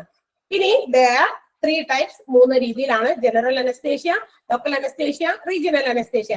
ജനറൽ അനസ്തേഷ്യ എന്ന് പറയുന്നത് which is given through mask and IV cannulas. And local anesthesia is particularly used by dentist to block the sensation of a particular area, small area. ഒരു ചെറിയ ഭാഗം മാത്രം സെൻസേഷൻ ബ്ലോക്ക് ചെയ്യാൻ വേണ്ടി ഉപയോഗിക്കുന്ന അനസ്തേഷ്യ ഡെന്റിസ്റ്റുകളാണ് ഇത് പർട്ടിക്കുലർലി ഉപയോഗിക്കുക. അതാണ് ലോക്കൽ അനസ്തേഷ്യ. റീജിയണൽ അനസ്തേഷ്യ എന്ന് പറയുന്നത് to numb the specific part of the body. ഒരു ബോഡിയുടെ ഒരു ഭാഗം മുഴുവൻ, ഒരു പ്രത്യേക ഭാഗം മുഴുവൻ നമ്പ് ചെയ്യിപ്പിക്കുന്ന, മരവിപ്പിക്കുന്ന ഒരു അനസ്തേഷ്യയാണ് റീജിയണൽ അനസ്തേഷ്യ. അതിന് ഏറ്റവും കൂടുതൽ regional anaesthesia is provided in caesarean ടൈമിലാണ് ഇത് കൂടുതലും പ്രൊവൈഡ് ചെയ്യുന്നത്. ആൻഡ് എന്തൊക്കെയാണ് ഈ പറയുന്ന റീജിയണൽ അനസ്തേഷ്യ കൊടുക്കുന്നതിന് മുമ്പ് which all things have to be monitored, എന്തൊക്കെ കാര്യങ്ങൾ മോണിറ്റർ ചെയ്യണമെന്ന് ഉണ്ട്. അതൊക്കെ ഇങ്ങനെ പരീക്ഷയ്ക്ക് വരുന്ന ആൾക്കാർ. അപ്പൊ അതിനകത്ത് 1-2 ഒക്കെ തരും, ചിലപ്പോൾ ഒരെണ്ണം അല്ലാത്ത തരും, അതിനകത്ത് പെടാത്ത ഒരു കാര്യമൊക്കെ തരും. എന്നിട്ട് അതിനകത്ത് വരുന്നത് ഏതാണെന്നൊക്കെ ചോദിക്കാം. Patients blood pressure, heart rhythm, temperature, level of consciousness and amount of oxygen in ബ്ലഡിലുള്ള ഓക്സിജന്റെ ലെവലുകൾ. ക്ലിയർ ആയോ? അനസ്തേഷ്യോളജി ഡിപ്പാർട്ട്മെന്റ് മനസ്സിലായോ? Yes, ma'am. Clear, ma'am. Now let's next one, critical care unit, CCU or intensive care unit, ICU. രണ്ടും ഒന്ന് തന്നെയാണ്. Critical care unit എന്നും അതിന് പേരുണ്ട്, CCU. അല്ലെങ്കിൽ ഇന്റൻസീവ് കെയർ യൂണിറ്റ്, തീവ്ര പരിചരണ വിഭാഗം, ICU. നമ്മൾ സാധാരണ ICU എന്നാണ് പറയുക. രണ്ടും തന്നെയാണ്. ക്രിട്ടിക്കൽ, തീവ്ര പരിചരണം തന്നെയാണ്. ക്രിട്ടിക്കൽ സ്റ്റേജിലുള്ള ആളുകളെ പരിചരിക്കുന്ന സ്ഥലം, അത് തന്നെയാണ് ഇന്റൻസീവ് കെയർ യൂണിറ്റും. അപ്പൊ നമുക്ക് എന്താ പറയാ, വേണമെങ്കിൽ അത് സിനോണിം പദങ്ങളായിട്ടൊക്കെ ഉപയോഗിക്കാം. Critical care unit, intensive care units എന്നൊക്കെ പറഞ്ഞിട്ട്. അപ്പൊ ഇവിടെ എന്താണ്, special care will be given to the patients with acute life threatening illness എന്നാ പറഞ്ഞേക്കണം. ആ വാക്ക്, ആ ഫ്രേസ് അങ്ങനെ തന്നെ ഓർക്കുക. അക്യൂട്ട് ലൈഫ് ത്രെട്ടനിങ് ഇൽനെസ്, അതായത് ഭയങ്കരമായ തീവ്രമായിട്ടുള്ള എന്താ പറയാ ജീവന് ഭീഷണി ആകുന്ന രോഗങ്ങളുമായിട്ട് മല്ലിടുന്നവർക്ക് വേണ്ടിയിട്ടുള്ള ഒരു ഡിപ്പാർട്ട്മെന്റ് ആണ് ഇത്. അങ്ങനെയുള്ളവരെയാണ് ഇങ്ങോട്ട് കയറ്റുക അല്ലെ. അതായത് ഇന്റൻസീവ് ICUലാണ് എന്ന് പറഞ്ഞു കഴിഞ്ഞാൽ വെറുതെ ഓടി ചാടി കയറി നടക്കുന്നവരെയൊന്നും ICUയിൽ കൊണ്ടുപോയിട്ടില്ല. അതായത് ജീവൻ കിട്ടോ ഇല്ലയോ എന്നുള്ള ആ ഒരു സിറ്റുവേഷൻസിലുള്ളവരെയൊക്കെ ട്രീറ്റ് ചെയ്യുന്ന ഒരു സ്ഥലമാണ്. ഇതിന് ഇന്റൻസീവ് കെയർ യൂണിറ്റ് എന്നും എന്താ പറയാ ഇന്റൻസീവ് ട്രീറ്റ്മെന്റ് യൂണിറ്റ് എന്നും പേരുണ്ട് കേട്ടോ. Intensive care unit, intensive treatment unit, critical care unit, അങ്ങനെ ഡിഫറെന്റ് 3 പേരുകളാണ്. Critical care unit, intensive treatment unit, intensive care unit, 3 പേരുകളിൽ ഇത് അറിയപ്പെടുന്നു. പേഷ്യൻസ് ഹു ആർ ബ്രോട്ട് ഈ പറയുന്ന ഇന്റൻസീവ് കെയർ യൂണിറ്റിലേക്ക് അല്ലെങ്കിൽ patients will be brought from the എന്താ പറയാ operation theatres or recovery rooms or emergency department. ഈ പറയുന്ന സ്ഥലത്തു നിന്നൊക്കെ ആയിരിക്കും ICUലേക്ക് ആളുകളെ കൊണ്ടുവരിക. ഒന്നില്ലെങ്കിൽ എമർജൻസിയിൽ കൊണ്ടുവന്നു, കാഷ്വാലിറ്റിയിൽ കൊണ്ടുവന്നു. അപ്പൊ ഭയങ്കര സീരിയസ് ഇൽനെസ് ആണ്, അവിടെ ഒരു എന്താ പറയാ ഇമ്മീഡിയറ്റ് ട്രീറ്റ്മെന്റ് ഒക്കെ അവിടെ പ്രൊവൈഡ് ചെയ്തതിനു ശേഷം ദേ വിൽ ബി സംടൈംസ്, എല്ലാവരെയും കൊണ്ടുപോകണമെന്നില്ല കേട്ടോ, some patients should be shifted to this ICU. ഈ പറയുന്ന ആളുകളെ ചിലരെയൊക്കെ എന്താ പറയാ ഒത്തിരി ചെറിയ ട്രീറ്റ്മെന്റ് ഒക്കെ അവിടെ കൊടുത്തു, അതിനുശേഷം ചിലപ്പോൾ എന്നിട്ടും അതിൽ നിന്ന് എന്തെങ്കിലും കണ്ടെത്താനോ എന്താണ് കാര്യങ്ങൾ മനസ്സിലാക്കാനോ ലൈഫിലേക്ക് തിരിച്ചു കൊണ്ടുവരാൻ പറ്റുമോ ഇല്ലയോ എന്നുള്ള ഡൗട്ട് ഒക്കെ ഉള്ള പേഷ്യൻസിന് നേരെ എങ്ങോട്ടേക്ക് കയറ്റും? ICUലേക്കാണ് കൊടുക്കുക. ഓപ്പറേഷൻ തിയേറ്റേഴ്സ് എന്ന് കേട്ടാറുണ്ട്. ഇപ്പൊ ഓപ്പറേഷൻ തിയേറ്റേഴ്സിൽ ഓപ്പറേഷൻ പ്രൊസീജിയേഴ്സ് ഒക്കെ കഴിഞ്ഞതിന് ശേഷം പെട്ടെന്ന് ചില രോഗികളൊക്കെ എന്താ പറയാ സിറ്റുവേഷൻ ഒത്തിരി ബാഡ് ആകാറുണ്ട്. അത്തരം ആളുകളെയും പെട്ടെന്ന് നമ്മൾ ICUലേക്ക് കൊണ്ടുപോകും. അതുപോലെ തന്നെ റിക്കവറി റൂംസിൽ ഇത് റിക്കവർ ചെയ്യാനായിട്ടിരിക്കുന്ന ആളുകളെയും പെട്ടെന്നൊക്കെ ഇൽനെസ് ഒക്കെ ഹൈ ആയി പോയി കഴിഞ്ഞാൽ ഇൻക്രീസ് ചെയ്ത് കഴിഞ്ഞാൽ അവരെയും ICUലേക്കാണ് ഷിഫ്റ്റ് ചെയ്യുക. അപ്പൊ ഈ പറയുന്ന സ്ഥലങ്ങളിൽ ഇതൊക്കെ ICUലേക്ക് പേഷ്യൻസ് വരാൻ സാധ്യതയുണ്ട്. ഇനി some patients in ICU have to be isolated and need close or individual medical treatment attention. അതായത് ചില പേഷ്യൻസിന് ICUയിൽ തന്നെ കുറച്ച് ബെഡ് ഒക്കെ ഉണ്ടാവും, അധികമില്ല എങ്കിലും ഒരു 2, 3, 4 ഒക്കെ according to the size of the hospital number of beds അങ്ങനെയാണ് ഇത്ര ഒരു പർട്ടിക്കുലർ റേഷ്യോയില്. അപ്പൊ എത്ര ബെഡ്സ് ഉണ്ടോ അപ്പൊ അത്രയും ചുരുങ്ങിയ നമ്പർ ഓഫ് ബെഡ്സേ ഉണ്ടാവുള്ളൂ ICUയിൽ. എന്നാൽ ഇത്രയും ബെഡ്സ് ആണെങ്കിൽ പോലും some patients cannot be put there, അവരെ ICUയിൽ ഇടാൻ പറ്റില്ല, കോമൺ ICUയിൽ ഇടാൻ പറ്റില്ല. അപ്പൊ അവർക്ക് എന്താണ് അവരെ ഐസോലേറ്റഡ് റൂംസിലേക്കും കൊണ്ടുപോകും. എന്ന് വെച്ചാൽ ഒറ്റപ്പെട്ട ഏതെങ്കിലും ഒരു ഒറ്റപ്പെട്ട മുറിയിലേക്ക്, അതായത് കൂടുതൽ മെഡിക്കൽ അറ്റൻഷൻ പ്രൊവൈഡ് ചെയ്യുന്നതിന് വേണ്ടിയിട്ടായിരിക്കാം അങ്ങനെ ഐസോലേറ്റഡ് റൂമിലേക്കും ഷിഫ്റ്റ് ചെയ്യുന്നത്. അപ്പൊ ICUയിൽ നിന്ന് തന്നെ ചിലപ്പോൾ അങ്ങനെയും ഷിഫ്റ്റ് ചെയ്യാം. ഇനി നമ്മൾ നേരത്തെ പറഞ്ഞതുപോലെ ICU have only very few beds, വളരെ കുറച്ച് വെരി ഫ്യൂ ബെഡ്സ് ആണ്, വളരെ കുറച്ച് ബെഡുകൾ മാത്രമേ ഉണ്ടാവുകയുള്ളൂ. And this ICU will be handled by specialized doctors. ഇതിനകത്ത് സ്പെഷ്യലൈസ്ഡ് ആയിട്ടുള്ള, അത് ഏത് രോഗവുമായിട്ട് ബന്ധപ്പെട്ട ആളുകളാണോ ആ ICUയിൽ കിടക്കുന്നത് അതിന് പർട്ടിക്കുലർ ആയിട്ട് സ്പെഷ്യലൈസ്ഡ് ആയിട്ടുള്ള, ഇപ്പൊ ഹാർട്ടുമായിട്ട് ബന്ധപ്പെട്ടാണെങ്കിൽ ഒരു കാർഡിയോളജിസ്റ്റ് അതിനകത്ത് ഉണ്ടാവണം. ഓക്കെ, അപ്പൊ ഓരോ ട്രീറ്റ്മെന്റിന് പറ്റിയ സ്പെഷ്യലൈസ്ഡ് ആയിട്ടുള്ള ആളുകൾ ഏത് രീതിയിലുള്ള രോഗികളാണോ അവിടെ ബെഡിൽ ICUയിൽ കിടക്കുന്നത് according to that specialised doctors will be there. അവിടെ അതിന് വേണ്ടിയിട്ടുള്ള സ്പെഷ്യലൈസ്ഡ് ഡോക്ടേഴ്സ് ഉണ്ടായിരിക്കും, പിന്നെ ആവശ്യത്തിന് നഴ്സസും ഉണ്ടായിരിക്കും. പിന്നെ മാത്രമല്ല ചിലപ്പോഴൊക്കെ അനസ്തെറ്റിക്സ്, അതായത് എന്തിനായിരിക്കും പെട്ടെന്ന് ചില രോഗികൾക്കൊക്കെ പെട്ടെന്ന് എന്തെങ്കിലും അത്യാവശ്യം വരുന്ന സമയത്ത് they have to be provided anaesthesia. ചിലപ്പോൾ അനസ്തേഷ്യ കൊടുക്കേണ്ട സാഹചര്യങ്ങളിലേക്ക് പോകാറുണ്ട്. അപ്പൊ അനസ്തെറ്റിക്സും ഉണ്ടാകണം. പിന്നെ ആരാ വേണ്ടത്? ഫിസിയോതെറാപ്പിസ്റ്റ്, അതായത് ചില ശരീരഭാഗങ്ങളിലൊക്കെ എന്തെങ്കിലും തരത്തിലുള്ള എന്താ പറയാ കാര്യങ്ങളൊക്കെ ഉണ്ടായി കഴിഞ്ഞാൽ ചിലപ്പോഴൊക്കെ ഭയങ്കര സ്ട്രോക്ക് ഒക്കെ വന്നിട്ടൊക്കെ പോകുന്ന ഒരു എക്സാമ്പിൾ പറയുന്നു മാത്രമേ ഉള്ളൂ കേട്ടോ. സ്ട്രോക്ക് ഒക്കെ വരുമ്പോൾ നമ്മുടെ ഫേസ് ഒക്കെ കുറച്ച് സൈഡിലേക്ക് പോകുക, ചിലപ്പോൾ ഒരു ഭാഗമൊക്കെ എന്താ പറയാ പാരലൈസ്ഡ് ആയിട്ട് പോകുക, തളർന്നു പോകുക, അങ്ങനെയൊക്കെ വരുന്ന സമയത്ത് അവർക്ക് പെട്ടെന്ന് തന്നെ അത് ട്രീറ്റ് ചെയ്ത് കഴിഞ്ഞാൽ ചിലപ്പോൾ നമുക്ക് അവരെ തിരിച്ച് ശ്രദ്ധാഗതിയിലേക്ക് കൊണ്ടുവരാൻ സാധിക്കും. അപ്പൊ അതിന് പർട്ടിക്കുലർ ആയിട്ടുള്ള ഫിസിയോതെറാപ്പിസ്റ്റുകളും അവിടെ ഉണ്ടായിരിക്കണം. And also dietitians will be there. ICUയിൽ ഈ പറയുന്ന ആൾക്കാരൊക്കെ വേണം. ഡയറ്റീഷ്യൻസ് എന്തൊക്കെ ഫുഡ് കൊടുക്കാം, ലിക്വിഡ് രൂപത്തിൽ ആയിരിക്കും മിക്കവാറും ICUയിൽ കിടക്കുന്ന ആളുകൾക്ക് കൊടുക്കുക, അല്ലാണ്ട് ചോറ് ബിരിയാണിക്ക് ഒന്നും കൊടുക്കാൻ പറ്റില്ലല്ലോ. അപ്പൊ ICUയിലുള്ളവർക്ക് ലിക്വിഡ് ഫുഡാണ്, അത് ഏത് ഫോമിൽ കൊടുക്കണം, എങ്ങനെ കൊടുക്കണം എന്നൊക്കെ വേണമല്ലോ. അപ്പൊ ഡയറ്റീഷ്യൻസും അവിടെ ഉണ്ടായിരിക്കും. അപ്പൊ സ്പെഷ്യലൈസ്ഡ് ഡോക്ടേഴ്സ് ഉണ്ട്, നഴ്സസ് ഉണ്ട്, അനസ്തെറ്റിക്സ് ഉണ്ട്, പിന്നെ എന്താ പറയാ ഫിസിയോതെറാപ്പിസ്റ്റ് ഉണ്ട്, ആൻഡ് ഡയറ്റീഷ്യൻസ്. ഇവരെല്ലാവരും കൂടി ആയിരിക്കും ഈ പറയുന്ന ക്രിട്ടിക്കൽ കെയർ യൂണിറ്റ് അല്ലെങ്കിൽ ICU എന്ന് പറയുന്നത് ഹാൻഡിൽ ചെയ്യുന്നത്. ക്ലിയർ ആയോ? ഓക്കെ, അടുത്തത് ഇതിനകത്ത് വേണ്ട എക്സ്ട്രാ വേണ്ട നോട്ട് ഞാൻ തരാം കേട്ടോ. അത് അവിടെ വെച്ചേക്ക്, എന്തെങ്കിലും ഉണ്ടെങ്കിൽ ഞാൻ തരാം. ഇവിടെയൊക്കെ ഇത്രയും ഈ 2 ഈ 2 പറഞ്ഞ അനസ്തേഷ്യോളജി ആൻഡ് ക്രിട്ടിക്കൽ കെയർ യൂണിറ്റിൽ I think there is nothing to be explained again. ഇതിനകത്ത് കൂടുതൽ എടുത്തു പറയേണ്ട കാര്യങ്ങളൊന്നും ഇല്ല എന്നാണ് എനിക്ക് തോന്നുന്നത്. നിങ്ങൾ മനസ്സിലായല്ലോ. IV കാന്യുല ആണ് ഇതിനകത്ത് പ്രത്യേകമായിട്ട് വന്നിരിക്കുന്ന ഒരു വാക്ക്. പിന്നെ ഈ നമ്പർ എന്ന് പറയുന്നത് മരവിപ്പിക്കുക എന്നുള്ളതാണ് അതിന്റെ വേർഡിന്റെ മീനിങ്. അറിയില്ലാത്തവർ വേണമെങ്കിൽ ജസ്റ്റ് ഒന്ന് അതിന്റെ മുകളിൽ അവിടെ നോട്ടിന്റെ മുകളിൽ എഴുതി വെച്ചാൽ മതി. വേറെ പ്രത്യേകിച്ച് വാക്കുകളൊന്നും ഇവിടെ പ്രത്യേകിച്ച് വന്നിട്ടില്ലാത്തത് കൊണ്ട് അവിടെ നമുക്ക് പ്രത്യേകിച്ച് എഴുതാനില്ല എന്നാണ് എനിക്ക് തോന്നുന്നത്. Okay, so next one dermatology. അടുത്തത് നമ്മൾ പറഞ്ഞു, ഓരോന്നും പറഞ്ഞപ്പോ നമ്മൾ പറഞ്ഞിട്ടുണ്ട്, ഓരോന്നിനെ കുറിച്ച് ഒരു ചെറിയ ചെറിയ എക്സ്പ്ലനേഷൻസ് നമ്മൾ അന്ന് പഠിച്ചപ്പോ പറഞ്ഞിരുന്നു. ആ ഒരു ടേബിളിൽ നിന്ന് അല്ലെങ്കിൽ ആ ഒരു ബോക്സിൽ നിന്ന് ഇപ്പൊ നമ്മൾ എക്സ്പ്ലെയിൻ ചെയ്ത് പഠിക്കുകയാണല്ലോ. അപ്പൊ നമ്മൾ പറഞ്ഞിരുന്നു, what is the department dermatology for? എന്തിനു വേണ്ടിയിട്ടുള്ള?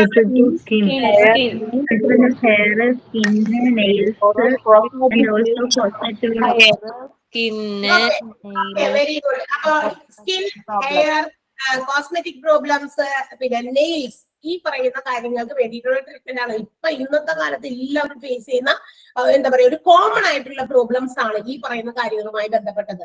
എന്താ പറയാ ഹെയർ പ്രോബ്ലംസ്, കുറച്ച് ചില ആൾക്ക് ഭയങ്കര ഹെയർ ഫോള് അല്ലെ, ചില ആളുകൾക്ക് ഇങ്ങനെ വട്ടത്തിൽ ഒരു ഭാഗം ഇങ്ങനെ എടുത്തു മാറ്റിയ പോലെ തന്നെ അങ്ങനത്തെ ഹെയർ ലോസുകളൊക്കെ ഉണ്ടാകുന്നുണ്ട്. അപ്പൊ ഹെയർ പ്രോബ്ലംസ്, പിന്നെ സ്കിൻ ഇൻഫെക്ഷൻസ്, സ്കിന്നിൽ ഉണ്ടാകുന്ന പ്രശ്നങ്ങള് അല്ലെ, അപ്പൊ അങ്ങനെയുള്ള കാര്യങ്ങൾ, അതിന് വേണ്ടിയിട്ടുള്ള ട്രീറ്റ്മെന്റ്.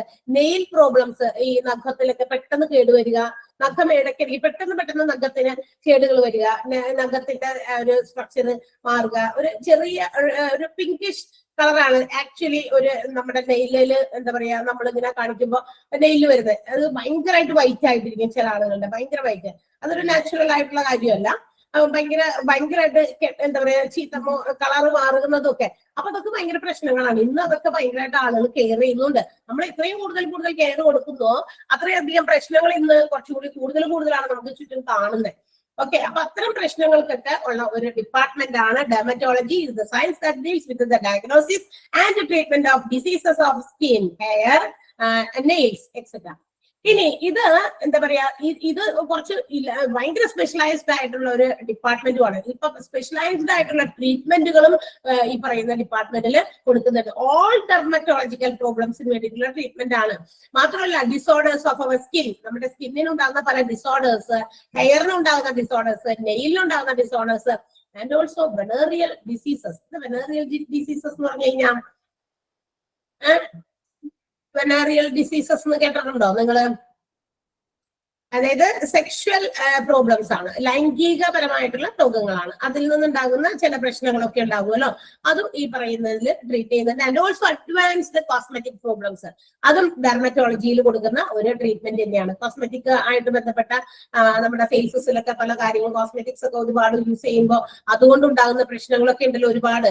ഇപ്പൊ നമ്മൾക്കറിയാം, ഇന്നൊക്കെ ആണെങ്കിൽ പണ്ടത്തെ പോലെ ഒന്നല്ല, കുട്ടികൾ പുറത്തേക്ക് ഇറങ്ങുമ്പോൾ തന്നെ അപ്പൊ തന്നെ അവര് ഒത്തിരി സാധനങ്ങൾ ഇങ്ങനെ വാരിയൊക്കെ നമുക്ക് തേക്കുന്നു അറിയാം. കുറച്ച് ചിലർക്ക് ചില സാധനങ്ങളോട് അലർജിക് ആയിരിക്കാം, ചിലതൊക്കെ പറ്റുമ്പോഴേക്കും അല്ലെങ്കിൽ എന്തെങ്കിലും പെട്ടെന്ന് അതിന്റെ റിയാക്ഷൻസ് വരും. അപ്പൊ അത്തരം പ്രോബ്ലംസിനൊക്കെ അതൊക്കെ വന്നു കഴിയുമ്പോൾ മുഖത്തൊക്കെ പാടുകളോ മറ്റു കാര്യങ്ങളൊക്കെ വരും. അപ്പൊ അതൊക്കെ ട്രീറ്റ് ചെയ്ത് മാറ്റാൻ വേണ്ടിയിട്ടുള്ള ഒരു ഡിപ്പാർട്ട്മെന്റ് കൂടിയാണ് നമ്മുടെ ഡെർമറ്റോളജി. ഇവിടെ മാനേജ്മെന്റ് ഓഫ് പ്രോബ്ലംസ്, അതായത് കോസ്മെറ്റിക് പ്രോബ്ലംസിന്റെ മാനേജ്മെന്റ് എന്ന് പറയുമ്പോൾ acne, scars, pigmentation, vitiligo, hair loss, hair fall, unwanted hair, moles, warts, wrinkling and ageing skin, ഇതൊക്കെ ട്രീറ്റ് ചെയ്യും. അപ്പൊ ഇപ്പൊ പ്രായം കൂടി വരുമ്പോ നമ്മുടെ സ്കിന്നൊക്കെ ഇങ്ങനെ ചുളിച്ചിലൊക്കെ വരില്ലേ, അപ്പൊ ചുളിവുകളൊക്കെ മാറ്റി കൊടുക്കുന്ന ട്രീറ്റ്മെന്റ് വരെ നമ്മുടെ ഡെർമറ്റോളജിയിലുണ്ട്. അപ്പൊ നമുക്ക് നോക്കാം എന്തൊക്കെയാണ് ആക്നെ. ആക്നെ എന്ന് പറഞ്ഞാൽ എന്താ? മുഖത്ത് ആക്നെ വരിക എന്ന് പറഞ്ഞാൽ പിമ്പിൾസ്, അതിന്റെ മറ്റൊരു പാർട്ടാണ്. മുഖക്കുരുവാണ്. പിന്നെന്താണ് ആക്നെ കഴിഞ്ഞു. പിന്നെ സ്കാർസ്, പാട്, അടയാളങ്ങള്, പല വലിയ ഇങ്ങനെ എന്തെങ്കിലുമൊക്കെ മുറിവ് കൊണ്ടൊക്കെ ഉണ്ടാകുന്ന പാടുകളൊക്കെ ഇല്ലേ മുഖത്തൊക്കെ വന്നു കഴിഞ്ഞാൽ. ഇപ്പൊ നമ്മൾ നേരത്തെ പറഞ്ഞു, ചില എന്തെങ്കിലും പെട്ടെന്നൊക്കെ ചെറുപ്പത്തിലൊക്കെ വീണു, അവിടെയൊക്കെ വല്ല മുറിവ് വന്നു, ചില പാടുകൾ അങ്ങനെ മാറാതെ കിടക്കും. ഇപ്പൊ അതൊക്കെ ട്രീറ്റ് ചെയ്ത് മാറ്റാനുള്ളതൊക്കെ ഉണ്ട്. പൊള്ളലുകൾ വന്നു കഴിഞ്ഞാൽ അല്ലെ, പണ്ടൊക്കെ പൊള്ളൽ വന്നു കഴിഞ്ഞാൽ ആ പൊള്ളിയ ഭാഗമൊക്കെ ജീവിതകാലം മുഴുവൻ അങ്ങനെ തന്നെ നിൽക്കും. ഇന്ന് പൊള്ളലൊക്കെ മാറ്റി കൊടുക്കുന്ന ഇത്തരം ട്രീറ്റ്മെന്റുകളൊക്കെ ഉണ്ട്. അതുകൊണ്ട് തന്നെ പിഗ്മെന്റേഷൻ, എന്താ പറയാ, ഒരു കുരുവൊക്കെ വന്ന് പൊട്ടിച്ചോ അതിന്റെയോ അല്ലെങ്കിൽ കറുത്ത പാടുകളോ ഒക്കെയാണ്. വെറ്റിലഗോ, എന്താണ് വെറ്റിലഗോ എന്ന് പറയുന്നത്? അതും ഇന്ന് ഒരു കോമൺ ആയിട്ട് കാണുന്ന, പലയിടത്തും കാണുന്ന ഒരു രോഗമാണ്. വെളുത്ത പാണ്ട് രോഗം, അത് തന്നെയാണ് കേട്ടോ. വൈറ്റ് ആയിട്ട് മാറുക, പതുക്കെ ഓരോ പ്രത്യേക ഭാഗങ്ങളിലൊക്കെ ആദ്യം വൈറ്റിഷ് കാണുക, പിന്നെ അത് സ്പ്രെഡ് ചെയ്ത് നമ്മുടെ മൊത്തത്തിലേക്ക്. ഇന്നും അതിന് കുറച്ച് ട്രീറ്റ്മെന്റുകളൊക്കെ നമ്മുടെ ഡെർമറ്റോളജിയിൽ ഇൻവെസ്റ്റിഗേറ്റ് ചെയ്തൊക്കെ കണ്ടുപിടിച്ചിട്ടുണ്ട്. ഇപ്പൊ അധികം കുറച്ച് കൊണ്ടുവരുന്നുണ്ട്. അതായത് ആ മരുന്ന് കഴിച്ച് ആ ഒരു സ്പ്രെഡിങ് തടയാനും അതിങ്ങനെ കുറെ സൈഡുകളിലേക്ക് സ്പ്രെഡ് ചെയ്ത് പോകാതെയും, എന്നാൽ അത് വന്നത് തന്നെ വീണ്ടും നമ്മുടെ ഒറിജിനൽ സ്കിൻ കളറിലേക്ക് തിരിച്ചു കൊണ്ടുവരാനും ചില കാര്യങ്ങൾ കൊണ്ടൊക്കെ പറ്റുന്നുണ്ട്. അപ്പൊ അതാണ് വെറ്റിലഗോ, ഹെയർ ലോസ്, ഹെയർ ഫോൾ ഒക്കെ അറിയാലോ, മുടി കൊഴിഞ്ഞു പോകുക, മുടി വളരാതിരിക്കുക, അൺവാണ്ടഡ് ഹെയർ, അതായത് നമ്മൾക്ക് ആവശ്യമില്ലാത്ത സ്ഥലങ്ങളിലൊക്കെ മുടി എന്താ പറയാ കൂടുതലായിട്ട് വളരുന്നത്. ഇപ്പൊ ചിലർക്കൊക്കെ പെണ്ണുങ്ങൾക്കൊക്കെ എന്താ പറയാ നമ്മളുടെ അപ്പർ ലിപ്പിന്റെ മുകളില് മീശ വരുന്നത് പോലെയൊക്കെ വരിക, ഇവിടെയൊക്കെ കുറെ വളർന്നു വരിക, ചിലർക്കൊക്കെ കഴുത്തിലൊക്കെ ഇങ്ങനെ വളർന്നു വരും. അപ്പൊ നമുക്ക് അൺവാണ്ടഡ് ആണത് അല്ലെ, നമുക്ക് ആവശ്യമില്ലാത്തടത്തുള്ളതൊക്കെ അതൊക്കെ കളയാൻ വേണ്ടിയിട്ടുള്ള ട്രീറ്റ്മെന്റുകൾ. പിന്നെ മോൾസ്, കാക്കപ്പുള്ളികളൊക്കെ. വാട്സ് എന്താണ്? അരിമ്പാറ, അതും മറ്റൊരു പ്രശ്നമാണ്. പിന്നെ റിംഗ്ലിംഗ് എന്ന് വെച്ചാൽ ചുളിവുണ്ടാകുക, ഏജിങ് സ്കിൻ, അതും എന്താ പറയാ പ്രായം കൊണ്ടുണ്ടാകുന്ന സ്കിന്നിനുണ്ടാകുന്ന മാറ്റങ്ങൾ. അപ്പൊ ഇത്രയും ഒരുപാട് റേഞ്ച് ഓഫ് പ്രോബ്ലംസ് സ്കിന്നുമായിട്ടും ഹെയറുമായിട്ടും ഒക്കെ ഉള്ളത് കൊണ്ട്, കോസ്മെറ്റിക് പ്രോബ്ലംസ് ഒക്കെ ഉള്ളതുകൊണ്ട് ഈ ഡിപ്പാർട്ട്മെന്റ് ആണ്, ഡെർമറ്റോളജി ആണ് ഈ പറയുന്ന കാര്യങ്ങളെല്ലാം തന്നെ ഡയഗ്നോസിസ് ചെയ്ത് അതിനുള്ള ട്രീറ്റ്മെന്റുകൾ കൊടുക്കുന്നത്. ക്ലിയർ ആണോ? ഡെർമറ്റോളജി ലിബാടൊന്നുമില്ല. ആ വാക്കുകൾ ഏതൊക്കെയാണെന്ന് വേണമെങ്കിൽ നമുക്ക് ഒന്ന് എഴുതി വെക്കാം. മലയാളത്തില് റിംഗ്ലിങ്സ് എന്ന് വെച്ചാൽ എന്നാ മാം? റിംഗ്ലിങ്സ്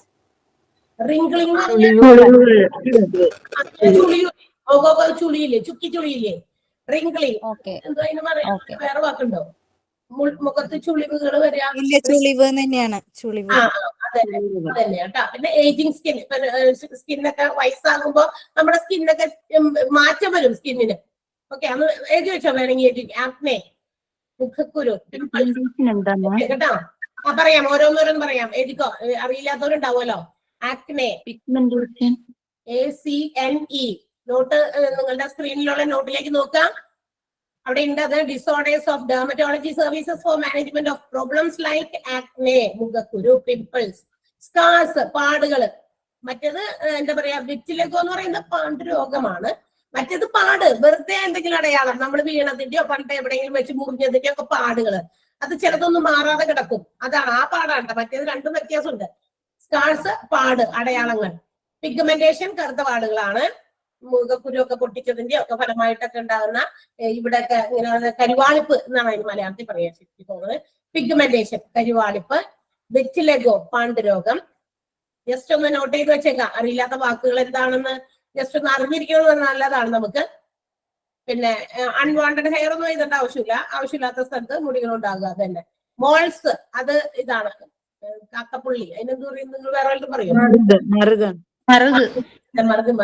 ശരിയാ, മറുക് എന്നാണ് എഴുതണ്ടേ. മറുക്, വിറ്റിലിഗോ എന്തുവാ? വെറ്റിലിഗോ, പാണ്ഡുരോഗം, വെളുത്ത പാണ്ട് അങ്ങനെയൊക്കെ വരുമല്ലോ, കറുത്ത പാണ്ട് ഒക്കെ ഉണ്ട് തോന്നുന്നത്. ഓക്കെ, അത്. പിന്നെ വാട്സ്, അരിമ്പാറ, WARTS, വാട്സ്, അരിമ്പാറ, വാട്സ്.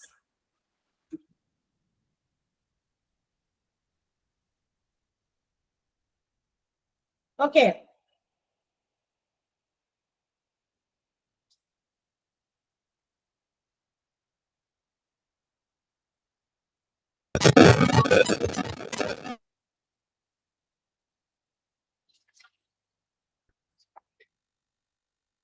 ഓക്കെ അല്ലേ? നോട്ടെ, അടുത്തതിലേക്ക് ഒരു ടോപ്പിക് കൂടി എനിക്ക് എടുക്കണം. ഓരോ ഡിപ്പാർട്ട്മെന്റുകൾ ആയതുകൊണ്ട് കുറച്ച് സമയം എടുത്ത് നമുക്ക് അത് പറഞ്ഞ് അറിയിക്കാൻ പറ്റുള്ളൂ നിങ്ങൾക്ക്. സമയം ചിലപ്പോ ചില ടീച്ചേഴ്സ് ഒക്കെ 1 or 2 ചാപ്റ്റർ എടുത്ത് തീർന്നൊക്കെ നിങ്ങൾ വിചാരിക്കും. അത് ചിലപ്പോൾ വെറുതെ പറഞ്ഞു പോകാൻ പറ്റുന്ന ചാപ്റ്റേഴ്സ് ആയിരിക്കും. പക്ഷെ ഇത് കുറച്ച് നമുക്ക് അറിയേണ്ടത്, എല്ലാവർക്കും അറിയണമെന്നില്ല. കുറെ പേർക്കൊക്കെ അറിയായിരിക്കും. ചിലപ്പോൾ നഴ്സിംഗ് ഫീൽഡിലുള്ളവരോ ഹോസ്പിറ്റലുമായി ബന്ധപ്പെട്ട ജോലി ചെയ്യുന്നവരോ അവർക്കൊക്കെ ചിലപ്പോൾ കുറച്ചൊക്കെ അറിയായിരിക്കും. പക്ഷെ ഇതുമായിട്ട് നമുക്ക് യാതൊരു ബന്ധവുമില്ല. ഹോസ്പിറ്റലില് പനി വന്നപ്പോ, ചുമ വന്നപ്പോ ആശുപത്രി പോയ പരിചയം മാത്രം വെച്ചിട്ടുള്ളവരും ഉണ്ടാകുമായിരിക്കും നമ്മളുടെ ഇടയിൽ. ഓക്കെ, അപ്പൊ അങ്ങനെയുള്ളവർക്ക് വേണ്ടിയിട്ടാണ് നമ്മൾ ഇത്രയും എന്താ പറയാ ഡീറ്റെയിൽഡ് ആയിട്ട് കാര്യങ്ങൾ പറയുന്നത്. So the next department is ear, nose, throat, which is ENT department. അടുത്തതാണ് നമ്മളുടെ ENT ഡിപ്പാർട്ട്മെന്റ് എന്ന് പറയുന്നത്. ഒത്തിരി കാര്യങ്ങൾക്കൊക്കെ നമ്മൾ ENTയിലൊക്കെ പോകാറുണ്ട്, കുട്ടികളെ കൊണ്ട് പോകാറുണ്ട്. നമുക്ക് തന്നെയും ഇടയ്ക്കൊക്കെ പോകേണ്ടി വരുന്ന ഒരു സ്ഥലം തന്നെയാണ് ENT എന്ന് പറയുന്നത്. സോ നമ്മൾ ENT department, as the name indicates, the ailments which is concerned with ear, nose, throat is treated here. ഇവിടെ നമ്മളുടെ പേര് സൂചിപ്പിക്കുന്നത് പോലെ തന്നെ ഇയർ, നോസ്, ത്രോട്ട് ഇതിന് വേണ്ടിയിട്ടുള്ള എയിൽമെന്റ് മീൻസ് ട്രീറ്റ്മെന്റ്, ഇവിടെയുള്ള ചികിത്സ അതിന് വേണ്ടിയിട്ടുള്ളതാണ്. നമ്മുടെ ചെവിയുമായി ബന്ധപ്പെട്ടത്, മൂക്കുമായി ബന്ധപ്പെട്ടത്, ത്രോട്ടുമായിട്ട് ബന്ധപ്പെട്ടത് ഒക്കെയാണ്. അപ്പൊ surgical treatments also is provided in ENT. ഇവിടെ സർജറീസും നടത്താറുണ്ട്. നമ്മളുടെ സ്ട്രക്ചേഴ്സ്, അതായത് നമ്മുടെ ഹെഡിന്, നക്കിനൊക്കെ ഉണ്ടാകുന്ന സ്ട്രക്ചറിൽ ഉണ്ടാകുന്ന മാറ്റൂലേ, ഇതും നമ്മുടെ ENTയിൽ ട്രീറ്റ് ചെയ്യാറുണ്ട് കേട്ടോ. ഇപ്പൊ എന്താ പറയാ നെക്ക് കഴുത്തിനൊക്കെ ഇങ്ങനെ കുറച്ച് ഇങ്ങനെ എന്താ പറയാ ചെരിഞ്ഞിരിക്കുക, ജന്മനാ തന്നെ ഒക്കെ ഉള്ളതൊക്കെ അത് മാറ്റിയെടുക്കാൻ വേണ്ടിയിട്ടുള്ള ട്രീറ്റ്മെന്റുകളൊക്കെ ഉണ്ടല്ലോ. അതുപോലെ തന്നെ തലയുടെ സ്ട്രക്ചറിന് എന്തെങ്കിലുമൊക്കെ മാറ്റങ്ങൾ ഉണ്ടെങ്കിൽ, അപ്പൊ ഈ കഴുത്തിന്റെ പൊക്കത്തില് എന്തെങ്കിലുമൊക്കെ തരത്തിലുള്ള സ്ട്രക്ചറൽ ഡിഫക്റ്റുകൾ എന്തെങ്കിലുമൊക്കെ ഉണ്ടെങ്കിൽ അതൊക്കെ ട്രീറ്റ് ചെയ്യുന്ന ഡിപ്പാർട്ട്മെന്റ് ആണ് ENT, ഇയർ നോസ് ത്രോട്ട് എന്ന് പറയുന്ന ഡിപ്പാർട്ട്മെന്റ്. ആൻഡ് ENTയിലേക്ക് ENT സർജൻ ഈ പറയുന്ന ചിലപ്പോൾ ഈ ഇങ്ങനെയുള്ള തിരിഞ്ഞിരിക്കുന്നതോ അല്ലെങ്കിൽ സ്ട്രക്ചറൽ ചേഞ്ചസ് ഒക്കെ മാറ്റിയെടുക്കുന്നത് may be by using surgery ഉപയോഗിച്ചായിരിക്കും ചിലപ്പോൾ ഇതിന് ചെയ്യാം. അപ്പൊ ENT സർജൻ ആയിരിക്കും അതിന്, അല്ലെങ്കിൽ സ്പെഷ്യലിസ്റ്റ് ഉണ്ട്. ENT സർജൻ സ്പെഷ്യലിസ്റ്റിനെയാണ് നമ്മൾ ഓട്ടോലറിംഗോളജിസ്റ്റ് എന്നാണ് വിളിക്കുക. ഓട്ടോറിംഗോളജിസ്റ്റ് എന്ന് പറയുന്ന specialist who is doing the performing the surgical treatment of ENTയിൽ സർജറീസ് ചെയ്യുന്ന ആ സ്പെഷ്യലിസ്റ്റ് ഡോക്ടറിനെ വിളിക്കുന്ന പേരാണ് ഓട്ടോലറിംഗോളജിസ്റ്റ് എന്ന് പറയുന്നത്. അദ്ദേഹം അപ്പൊ ആളുടെ പേര് മറക്കണ്ട. Otolaryngologist is the specialist in ENT surgery. ENT സർജറിയിലുള്ള സ്പെഷ്യലിസ്റ്റിനെയാണ് നമ്മൾ ഓട്ടോലറിംഗോളജിസ്റ്റ് എന്ന് വിളിക്കാം. ഇനി ഇയർ നോസ് ത്രോട്ടുമായിട്ട് ബന്ധപ്പെട്ടത് പിന്നെ നെയ്സൽ പാസേജ്, നമ്മുടെ മൂക്കിന്റെ പാസേജ് ഉണ്ടല്ലോ, നമ്മൾ ശ്വാസം ഇങ്ങനെ വലിച്ചിട്ട് അതിന് പോകാൻ വേണ്ടിയിട്ട് നമ്മുടെ ആ എടുക്കുന്ന ഓക്സിജൻ എവിടേക്ക് നമ്മുടെ ഹാർട്ട് വരെയൊക്കെ ബ്ലഡിലേക്കൊക്കെ എത്തണ്ടേ. അപ്പൊ അതിലേക്ക് വേണ്ടിയിട്ടുള്ള ഒരു പാസേജ് ഉണ്ടാവുമല്ലോ, ഒരു വഴി ഉണ്ടാവുമല്ലോ അതിന് വേണ്ടിയിട്ട്, അതിനെയാണ് നമ്മൾ നെയ്സൽ പാസേജ് എന്ന് വിളിക്കാം. അതുമായി ബന്ധപ്പെട്ട കാര്യങ്ങള്. പിന്നെ സൈനസസ്, ലാരിങ്സ്, അതായത് നമ്മുടെ വോയിസ് ബോക്സ്, അതാണ് അത് പറയുന്നത്. വോയിസ് ബോക്സ് നമ്മളിങ്ങനെ വാ തുറന്നാലൊന്നും സൗണ്ട് പുറത്തേക്ക് വരണം നിർബന്ധമൊന്നുമില്ലേ, അല്ലേ? അങ്ങനെയാണെങ്കിൽ ഒരു വാ തുറക്കുമ്പോ തന്നെ സൗണ്ട് പുറത്തേക്ക് വന്നു കഴിഞ്ഞാൽ എല്ലാ സൗണ്ടും ഒരുപോലെ വരണ്ടേ, അല്ലെ? ഇപ്പൊ സൗണ്ട് ബോക്സിന് ഉണ്ടാകുന്ന വ്യത്യാസങ്ങളുണ്ട്. എല്ലാവരുടെയും സൗണ്ട് ഒരുപോലെയല്ല, വ്യത്യസ്തമായിട്ടുള്ള സൗണ്ട് ഉള്ളവരാണ്. ചിലർക്ക് ഭയങ്കര ലോ വോയിസിൽ സംസാരിക്കാൻ അറിയാം, ചിലർക്ക് ഇങ്ങനെ പറഞ്ഞാൽ അത് ഒത്തിരി സൗണ്ടിലേ വരുള്ളൂ, ചിലർക്ക് ആവറേജ് സൗണ്ട് ആയിരിക്കും. അപ്പൊ വോയിസ് ബോക്സും ഡിഫറെന്റ് ആണ് എല്ലാവരുടെയും. അപ്പൊ വോയിസ് ബോക്സിൽ ഉണ്ടാകുന്ന കംപ്ലൈൻസ്, അതാണ് സൈനസസ്, ലാരിങ്സ് എന്ന് പറയുന്നത്. പിന്നെ ഓറൽ ക്യാവിറ്റി, നമ്മുടെ വായ്ക്കകത്ത് ഉണ്ടാകുന്ന ചില കാര്യങ്ങളാണ് ഓറൽ ക്യാവിറ്റി എന്ന് പറയുന്നത്. അപ്പൊ അതിനകത്തുണ്ടാകുന്ന ഈ പോടുകളൊക്കെ, ഇവിടെ പല്ലുകൾക്ക് ഉണ്ടാകുന്ന പോടുകൾ, അങ്ങനെയുള്ള കാര്യങ്ങൾക്ക് ചിലപ്പോൾ പലതിന്റെയും ലക്ഷണങ്ങളൊക്കെ ഉണ്ടാകും, അങ്ങനെയൊക്കെ ഉള്ളത്. പിന്നെ ത്രോട്ടുമായി ബന്ധപ്പെട്ടത്, നെക്ക്, ഫേസ് എല്ലാം ഉൾപ്പെടുന്ന ഒരു ഡിപ്പാർട്ട്മെന്റ് ആണ്. എല്ലാ തരത്തിലുള്ള ഡയഗ്നോസിസ് ട്രീറ്റ്മെന്റുകൾ നടത്തുന്ന ഒരു ഡിപ്പാർട്ട്മെന്റ് ആണ് ENT എന്ന് പറയുന്നത്, ഇയർ നോസ് ത്രോട്ട്. ഇനി ഇതുകൂടാതെ വെറൈറ്റി ഓഫ് എയിൽമെന്റ്സ്, ഒത്തിരി വേറെ ട്രീറ്റ്മെന്റുകളും ഈ ഒരു ഡിപ്പാർട്ട്മെന്റിൽ ഇൻക്ലൂഡ് ചെയ്യുന്നുണ്ട്. They are as given below. General ear nose throat diseases, സാധാരണ വരുന്ന നമ്മളുടെ ചെവി, കണ്ണ്, മൂക്ക്, മൂക്ക്, ചെവി, അതുപോലെ തന്നെ ത്രോട്ട്. സാധാരണഗതിയിൽ ഇപ്പൊ തൊണ്ടവേദന, മഴക്കാലമൊക്കെ കുറെ അടുപ്പിച്ച് വന്നു കഴിയുമ്പോൾ നമ്മൾ ഇടയ്ക്ക് എങ്ങാനും വില തണുത്തൊക്കെ കഴിച്ച് കഴിയുമ്പോൾ പെട്ടെന്ന് നമ്മുടെ സൗണ്ട് പോകുന്നു, അല്ലെങ്കിൽ തൊണ്ടവേദന എടുക്കുന്നു. അപ്പൊ കുറച്ച് ദിവസമൊക്കെ മരുന്ന് കഴിച്ച് മാറിയില്ല. പനിയൊക്കെ വരുന്നതിനോടൊപ്പം വരുന്ന മറ്റൊരു രോഗമാണ് തൊണ്ടവേദന.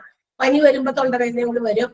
അപ്പൊ അങ്ങനെയുള്ള കാര്യങ്ങളൊക്കെ കുറെയൊക്കെ നമുക്കൊന്നും ഒരു ചെറിയ എന്താ പറയാ നമ്മുടെ സലൈവ, നമ്മുടെ ഉമിനീര് പോലും നമുക്ക് ഇറക്കാൻ പറ്റാത്ത അവസ്ഥയിൽ പോകും. അപ്പൊ നമുക്ക് പേടിയാകും, അല്ലെ? അപ്പൊ നമ്മൾ ഹോസ്പിറ്റലിൽ പോകും. അപ്പൊ ഇത്തരം സാധാരണഗതിയിൽ ഉണ്ടാകുന്ന ഇത്തരം പ്രശ്നങ്ങള്. പിന്നെ നെക്ക് ലംസ് ആണ്. കഴുത്തിലൊക്കെ ചിലപ്പോ ഇങ്ങനെ എന്താ പറയാ കുറച്ച് ഇങ്ങനെ തടിച്ച് മുഴ പോലെയൊക്കെ വരാൻ സാധ്യതയുണ്ട്. ചിലതൊക്കെ അത് എന്താ പറയാ നമുക്ക് ക്യാൻസറിലേക്ക് പോകും. ചിലത് എല്ലാം തന്നെ പോകണമെന്ന് നിർബന്ധമൊന്നുമില്ല. ചിലതൊക്കെ ക്യാൻസർ പോലെയുള്ള കാര്യങ്ങളാക്കാം. നെക്ക് മാസ്, അതായത് ഈ പറയുന്ന പോലെ ഇങ്ങനെ ബം പോലെ ഇങ്ങനെ ഇരിക്കും കഴുത്തിലൊക്കെ. അത്തരം ട്രീറ്റ്മെന്റുകൾ. Cancers of head and neck area, തലയില് കഴുത്തിന്റെ ഭാഗത്തുണ്ടാകുന്ന ക്യാൻസേഴ്സ്. 2 പ്രാവശ്യം റിപ്പീറ്റ് ചെയ്തിട്ടുണ്ട്. പോയിന്റ് ഒരു പ്രാവശ്യം മതി, ഒരു വെട്ടി കളഞ്ഞേക്കാം. പിന്നാണ് tear duct problems. Tear duct problem എന്ന് പറയുന്നതും മറ്റൊരു പ്രശ്നമാണ്. അതായത് നമ്മളുടെ നമ്മളുടെ എന്താ പറയാ ടിയർ വരുന്ന സ്ഥലത്ത് ബ്ലോക്കേജ് ഉണ്ടാകുക. കണ്ണുനീര് വരാറുണ്ടോ? കണ്ണുനീര് കരയാറുണ്ടോ? ആർക്ക്? എല്ലാവരും കരയാറുണ്ടോ? ഞങ്ങളൊക്കെ ഇഷ്ടം പോലെ കരയാറില്ലേ? പിന്നെ പിന്നെ നമ്മുടെ കണ്ണിലേക്ക് പുക, അങ്ങനെ എരിവ്, അങ്ങനത്തെ സാധനങ്ങളൊക്കെ പെട്ടെന്ന് നമ്മുടെ കണ്ണിലേക്ക് വരുമ്പോ ആ കണ്ണ് ഒരു പ്രതികരണം, ഒരു റിഫ്ലക്ട് ചെയ്യും. അതിന് സഹിക്കാൻ പറ്റില്ല, അന്നേരം കണ്ണുനീര് വരും. പക്ഷെ ചില ആളുകൾക്ക് എത്രയെങ്ങാനും ചില രോഗമാണ് കേട്ടത്. അതാണ് ടിയർ ഡക്ട് പ്രോബ്ലം എന്ന് പറഞ്ഞാൽ. ഈ കണ്ണുനീര് വരുന്ന പാസേജ്, അതിന്റെ ഒരു വഴിയുണ്ട്, അവിടെ ബ്ലോക്ക് ആയിട്ടിരിക്കും. അങ്ങനെ ബ്ലോക്ക് ആയിട്ടിരിക്കുമ്പോൾ കണ്ണുനീര് പുറത്തേക്ക് വരില്ല. കണ്ണുനീര് വരാതിരിക്കുന്നത് നല്ലതല്ലേ, കരയുണ്ടല്ലോ എന്ന് വിചാരിക്കും. പക്ഷെ അതല്ല. എന്തിനും നമ്മുടെ body should react to somethings. എന്ത് പുറത്ത് നടക്കുമ്പോഴും നമ്മുടെ ബോഡി പലതരത്തിലുള്ള പ്രതികരണങ്ങൾ കാണിക്കും, അല്ലെ? ഉള്ളി എരിയുമ്പോ കരയുക, എന്തല്ലോ അത് കരയുന്നതാണോ? അല്ല നമുക്ക് നമ്മൾ കരയുക എന്ന് പറഞ്ഞു കഴിഞ്ഞാൽ എന്താണ്, നമ്മൾക്ക് സങ്കടം വന്നിട്ട് കണ്ണീന്ന് വരുമ്പോഴാണ് അതിനെ കരച്ചിലാകുക. ഉള്ളി കരയുമ്പോ കണ്ണ് റിയാക്ട് ചെയ്താണ്. അത് അയ്യോ അരിയുന്നത് കൊണ്ട് അതിനോടുള്ള സങ്കടം കൊണ്ട് നമ്മൾ കരയുന്നതല്ലോ. ആ ഉള്ളിനെ അരിഞ്ഞ് വെട്ടി നുറുക്കി ഇങ്ങനെ കത്തി കൊണ്ട് കാണിക്കുന്നതുകൊണ്ട് നമുക്ക് സങ്കടം വന്നിട്ട് കരയുന്നതാണോ? അല്ല, അത് കണ്ണുനീര് വരിക. അപ്പൊ ചിലർക്ക് പക്ഷെ ഈ പറയുന്ന എന്ത് കാര്യങ്ങളുണ്ടാകും it will not be reflected in their eyes. അവരുടെ കണ്ണിൽ അത് റിഫ്ലക്ട് ചെയ്യില്ല. കണ്ണുനീര് വരുമ്പോഴാണ് റിഫ്ലക്ട് ചെയ്യുക. അത് ബ്ലോക്കേജ് കൊണ്ടാണ്. അപ്പൊ അത് ചിലപ്പോ അത് പ്രശ്നമാകാം.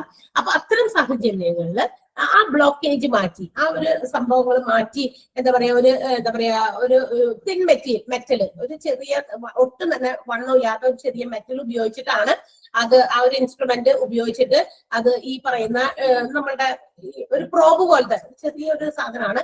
അത് വെച്ചിട്ടാണ് ഈ പറയുന്ന ടിയർ വരുന്ന ആ ഒരു ഗ്രന്ഥി ഉണ്ടാവുമല്ല, ആ ഒരു അതിലേക്ക് കടത്തിവിട്ട് അവര് ആ ബ്ലോക്ക് ഒക്കെ മാറ്റി ക്ലിയർ ചെയ്ത് ആ പാസേജ് ക്ലിയർ ആക്കി കണ്ണുനീര് ഉൽപ്പാദിപ്പിച്ച് അല്ലെങ്കിൽ ഉൽപ്പാദിപ്പിക്കുന്നുണ്ടാവും. അത് പുറത്തേക്ക് വരാത്തതിന്റെ ആ തടസ്സമൊക്കെ മാറ്റി കൊടുക്കുന്ന ഒരു ഇതാണ്. അത് ഫ്ലഷ് ചെയ്തിട്ട് ചിലപ്പോൾ എന്തെങ്കിലുമൊക്കെ സാധനം മരുന്ന് പോലത്തെ എന്തെങ്കിലും ആയിരിക്കും, അത് അതിനകത്തേക്ക് ഫ്ലഷ് ചെയ്യും. ഫ്ലഷ് ചെയ്യുന്നത് നമ്മൾ സാധാരണ ഫ്ലഷ് ചെയ്യൂലേ, അതിന് വേണ്ടിയിട്ട് എന്തെങ്കിലുമൊക്കെ വേസ്റ്റുകളൊക്കെ താഴേക്ക് പോകാൻ. അപ്പൊ ആ വേസ്റ്റുകളൊക്കെ കളയാൻ വേണ്ടിയിട്ടുള്ള ഫ്ലഷിങ് ആ ഒരു ചെറിയ ഇൻസ്ട്രുമെന്റിൽ കൂടിയാണ് കൊടുക്കുന്നത്. എന്നിട്ട് ആ പാസേജ് ക്ലിയർ ആക്കി, ആ ബ്ലോക്ക് മാറ്റി പാസേജ് ക്ലിയർ ആക്കി കൊടുക്കുന്ന അവസ്ഥ. നമ്മുടെ ശരീരം ഒരു മെഷീനാണ്. പല സ്ഥലങ്ങളിലും ബ്ലോക്ക് വരുമ്പോൾ അത്തരം ബ്ലോക്സ് ഒക്കെ ഷുഡ് ബി അവോയ്ഡഡ് അല്ലെ. ആ ബ്ലോക്കുകളൊക്കെ നമ്മൾ മാറ്റി കൊടുക്കണം. മാറ്റി കൊടുത്താലാണ് that machine will work properly again. വീണ്ടും പ്രോപ്പർ ആയിട്ട് അത് ഫംഗ്ഷൻ ചെയ്യുള്ളൂ. സോ അപ്പൊ അങ്ങനെയുള്ള ബ്ലോക്സ് ഒക്കെ പല ഭാഗത്തും നമുക്ക് പലയിടത്തും ഒക്കെ ഉണ്ടാകുന്നുണ്ട്. അതിന്റെ ഫലമായിട്ടാണ് ചിലയിടത്തൊക്കെ നമുക്ക് ചിലയിടത്ത് വേദന അങ്ങനെ ഇങ്ങനെയൊക്കെ നമുക്ക് തോന്നുക. അതാണ് ടിയർ ഡക്ട് പ്രോബ്ലം. ജസ്റ്റ് എന്താണെന്ന് മാത്രം പറഞ്ഞു എന്നുള്ളൂ. എന്താണ് നമ്മൾ അറിഞ്ഞിരിക്കണം, അതെന്താണ് ടിയർ ഡക്ട് പ്രോബ്ലം, അതാണ് കേട്ടോ. പിന്നെ balancing and hearing disorders, year balance problem, അതും ഇന്നൊരു കോമൺ ആയിട്ടുള്ള ഒരു അസുഖമാണ്. ഇയർ ബാലൻസിന്റെ പ്രോബ്ലം എന്ന് വെച്ചാൽ നമ്മുടെ ഇയറിനകത്ത് ഒരു തരം ഫ്ലൂയിഡ് ഉണ്ട്, അതിന്റെ ബാലൻസിങ് ഇല്ലാതെ പോകുന്ന അവസ്ഥ. ഭയങ്കര ടു മച്ച് ഓഫ് സൗണ്ട് എപ്പോഴും കേട്ടുകൊണ്ടിരിക്കുക, അല്ലെങ്കിൽ എന്താ പറയുക ഒത്തിരി അങ്ങനെയൊക്കെയുള്ള ചില പ്രശ്നങ്ങളുണ്ട്. അപ്പൊ പെട്ടെന്ന് ഇവർക്ക് എന്താ പറയാ ഭയങ്കരമായിട്ട് പെട്ടെന്ന് ചിലപ്പോ തലച്ചുറ്റി വീഴാം, അല്ലെങ്കിൽ വൊമിറ്റിംഗ് ടെൻഡൻസി ഉണ്ടാകാം. ഇതൊക്കെ ഈ പറഞ്ഞ ഡിസോർഡറിന്റെ ഫലമായിട്ടാണ്, ഇതിന്റെ ബാലൻസിങ്ങിന്റെ ഡിസോർഡർ കൊണ്ട് ഉണ്ടാകുന്നതാണ്. പിന്നെ ഹിയറിംഗ് ഡിസോർഡേഴ്സ്, ചെവിക്ക് കേൾക്കാൻ പറ്റാത്തൊരു അവസ്ഥയിൽ പോകുക, അത് ഇത്തരം പ്രോബ്ലംസും ഈ ട്രീറ്റഡ് ഇൻ ENT. അപ്പൊ നമ്മൾ ENTയിൽ ഒരു തൊണ്ടവേദന വന്ന, ചെവി വേദന വന്ന, മൂക്കിന്റെ പാരം വളഞ്ഞിരിക്കോ അല്ലെങ്കിൽ മൂക്കിനകത്ത് ദശ വളരോ അങ്ങനെയൊക്കെ വേണ്ടി മാത്രമാണ് നമുക്ക് ഇവിടെ പോകാമെന്ന് വിചാരിക്കും. ഇത് ഓർത്ത് വെച്ചോ. അപ്പൊ ഇത്തരം പ്രശ്നങ്ങളൊക്കെ ഉണ്ടെങ്കിൽ യു ക്യാൻ കൺസൾട്ട് ENTയിൽ പോയിട്ട് നമുക്ക് കൺസൾട്ടേഷൻ എടുക്കാം. അറിഞ്ഞിരിക്കുന്നത് നല്ലതാണ്. പിന്നെ സ്നോറിങ് എല്ലാവർക്കും ഉണ്ടാകുന്നതാണ് അല്ലെ, ഉറക്കത്തിൽ വരുന്ന സാധനമാണ്. എന്താ അത്? കൂർക്കവലി. കൂർക്കമ്പലി അവനോട് ചിലപ്പോൾ കുഴപ്പമുണ്ടാവില്ല, അടുത്ത് കിടക്കുന്നവർക്കായിരിക്കും കുഴപ്പം അല്ലെ. സൗണ്ട് കേട്ടിട്ട് ഉറക്കാൻ വരാൻ പറ്റില്ല അല്ലെ. അപ്പൊ അങ്ങനെ അത് ചിലപ്പോ ട്രീറ്റ്മെന്റിലൂടെ നമുക്ക് മാറ്റിയെടുക്കാൻ പറ്റും. ENT അലർജി പ്രോബ്ലംസ്, ഈ ഇയർ നോസ് ത്രോട്ടുമായിട്ട് ബന്ധപ്പെട്ട അലർജികൾ എന്തെങ്കിലും ഉണ്ടെങ്കിൽ അതും ഇവിടെ നമുക്ക് ട്രീറ്റ് ചെയ്യാം. സലൈവറി ഗ്ലാൻഡ് ഡിസീസസ്, നമ്മുടെ വായ്ക്കകത്ത് ഉൽപ്പാദിപ്പിക്കുന്ന സലൈവ, ഉമിനീര്, അതിന്റെ ഗ്ലാൻഡുകൾക്ക് എന്തെങ്കിലും, നമുക്കറിയാം ഏറ്റവും കൂടുതൽ നമ്മൾ കഴിക്കുന്ന ഫുഡുകളുടെ ഡൈജഷന് ഹെൽപ്പ് ചെയ്യുന്ന ഏറ്റവും ആദ്യത്തെ ഒരു ഘടകമാണ് സലൈവ എന്ന് പറയുന്നത് അല്ലെ. അതിനൊരു ഇമ്പോർട്ടന്റ് പാർട്ട് ഉണ്ട്, അതിന് വഹിക്കാനായിട്ട് ഒരു പ്രധാനപ്പെട്ട പങ്ക് അത് വഹിക്കുന്നുണ്ട്. സോ അത് പ്രൊഡ്യൂസ് ചെയ്തില്ലെങ്കിൽ അതിനകത്ത് എന്തെങ്കിലും പ്രശ്നങ്ങൾ ഉള്ളത് കൊണ്ടാകും. സോ അത്തരം പ്രോബ്ലംസ്. പിന്നെ വോയിസ് ഡിസോർഡേഴ്സ്, നമ്മുടെ സൗണ്ടുകൾക്ക് ഉണ്ടാകുന്ന വ്യതിയാനങ്ങൾ.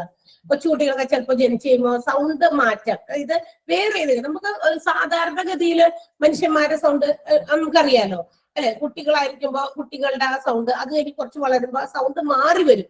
പ്രത്യേകിച്ച് ആമ്പിള്ളേരെ സൗണ്ട് പെട്ടെന്ന് മാറും. നമുക്ക് ഭയങ്കര വയസ്സായിട്ടുള്ള സൗണ്ടുകളൊക്കെ പുറത്തേക്ക് വരും അല്ലെ. കൊച്ചുകുട്ടിയായിരുന്നപ്പോ എങ്ങനെയായിരുന്നു സൗണ്ട്, ഒത്തിരി ഡിഫറെന്റ് ആയിട്ടുള്ള സൗണ്ടുകൾ. അപ്പൊ അതിനകത്ത് ഡിസോർഡേഴ്സ് വരും, ചിലരുടെ അത് മാറില്ലാത്ത അവസ്ഥ വരിക. അങ്ങനെയൊക്കെ ഉണ്ടെങ്കിൽ അത്തരം problems will be treated under ENTയിലായിരിക്കും ഇതൊക്കെ ചെയ്യാം. അപ്പൊ വൈഡ് റേഞ്ച് ഓഫ് ട്രീറ്റ്മെന്റ് ആണ് പ്രൊവൈഡഡ് ബൈ ENTയിൽ കൊടുക്കുന്നത്.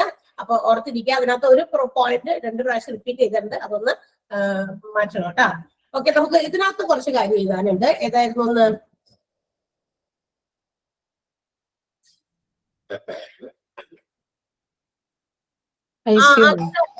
ഓട്ടോലറിംഗോളജിസ്റ്റ് ഒന്ന് എഴുതിയാം. ഓട്ടോലറിംഗോളജിസ്റ്റ് എന്ന് എഴുതാം. ഓട്ടോലറിംഗോളജിസ്റ്റ് പിള്ളേരെ ENT എഴുതണോട്ടോ. ഇയർ നോസ് ത്രോട്ട് എന്ന് പറയുന്ന ഡിപ്പാർട്ട്മെന്റ് ആണ് നമ്മളിപ്പോ പറയുന്നത്. അതിന്റെ ആ ഒരു ഹെഡിങ് എഴുതിയിട്ട് അണ്ടർലൈൻ ചെയ്തിട്ട് അതിനകത്താണ് ഞാനിപ്പോ പറയുന്ന ഓട്ടോലാറിംഗോളജിസ്റ്റ് എന്ന് എഴുതാം. അതിന് ഹൈഫൻ ഇട്ടിട്ട് എഴുതാ. A medical practitioner, a medical practitioner. Regina എന്തെങ്കിലും ചോദിക്കാനാണോ അല്ലെങ്കിൽ ഒന്ന് മ്യൂട്ട് ചെയ്യാമോ? റെജീന എന്തെങ്കിലും ചോദിക്കാൻ വേണ്ടി അൺമ്യൂട്ട് ചെയ്തതാണോ? അല്ലെങ്കിൽ ഒന്ന് അൺമ്യൂട്ട് ചെയ്യാം കേട്ടോ. A medical practitioner sorry ma'am. Focused on, focused FOCUSSED, focused on ear, nose and ear, nose, throat and അല്ല ear, nose, throat, head and neck, head and neck surgery, surgery SURGERY. ഇതുമായിട്ട് ബന്ധപ്പെട്ട സർജറികൾ നടത്തുന്ന medical പ്രാക്ടീഷണറിനെയാണ് നമ്മൾ ഓട്ടോലാറിംഗോളജിസ്റ്റ് എന്ന് വിളിക്കുക. Extra തരുന്ന note വൃത്തിയായിട്ട് പഠിക്കുക. Medical practitioner focused on ear, nose, throat, head and neck surgery. Ear, nose, throat, head and neck surgery.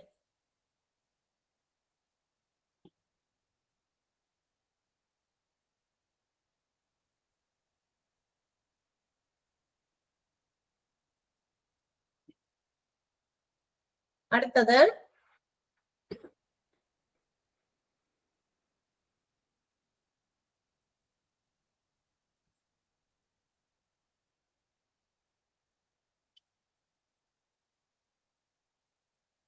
Neck lumps ചെയ്താട്ടാ. Neck lumps NECK, neck lump LUMPS, lungs. Neck lumps എന്ന് എഴുതാ. ഇതാണ് word neck lumps. ഒരു hyphen ഇടാ. Enlarged, enlarged എന്ന് വെച്ചാൽ ഇങ്ങനെ തീർത്ത് ഇങ്ങനെ തടിച്ചിരിക്കുക, കുറച്ച് വലിപ്പം കൂടുതൽ തോന്നാം. Enlarged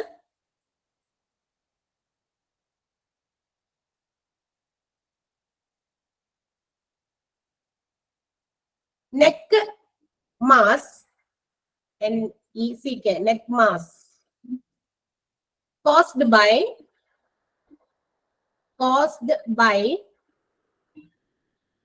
bacteria,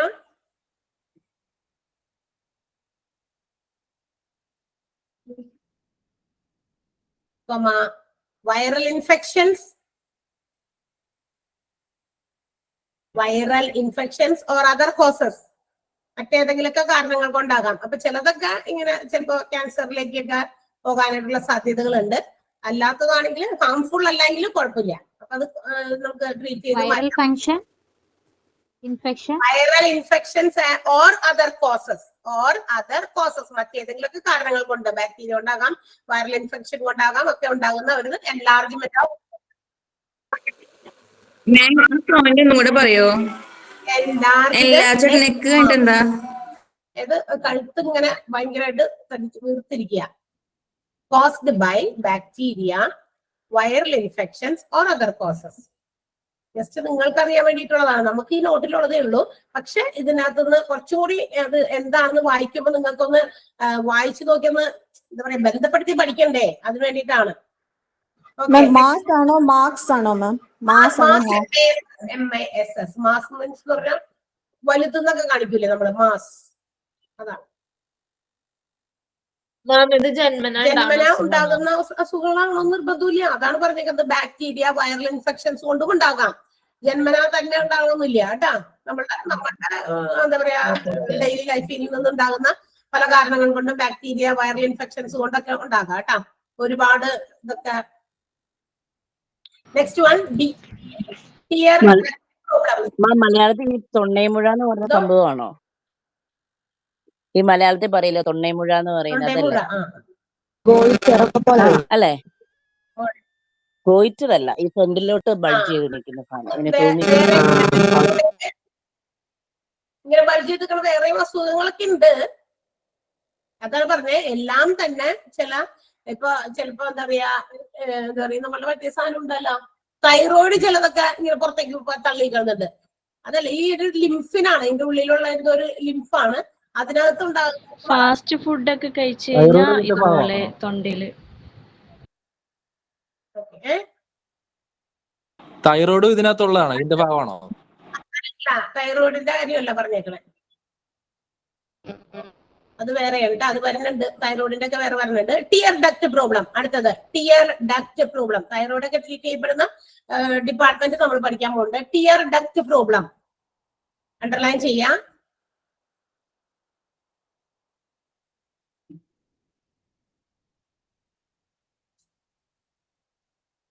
probing using, probing, probing, probing using, probing എന്ന് പറഞ്ഞാൽ ഇൻസ്ട്രുമെന്റ് ഉപയോഗിച്ച് നടത്തുന്ന ഒരു ചെറിയ ഒരു treatment. probing using a thin metal, thin, THIN, thin metal instruments, thin metal instruments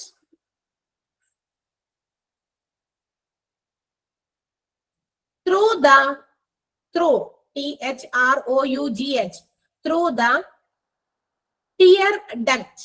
കണ്ണുനീര് വരുന്ന ആ ഒരു ഇതുണ്ട്, അതിന്റെ എന്താ പറയാ എൻട്രൻസ്, കണ്ണുനീര് പുറത്തേക്ക് ഇങ്ങനെ വരാനായിട്ടുള്ള ഒരു ഭാഗമുണ്ട്, തുറന്ന ഭാഗം, അതാണ് through the tear, through the tear duct, DUCT duct, to open the blockage, to open the blockage of tear, to open the blockage of tear.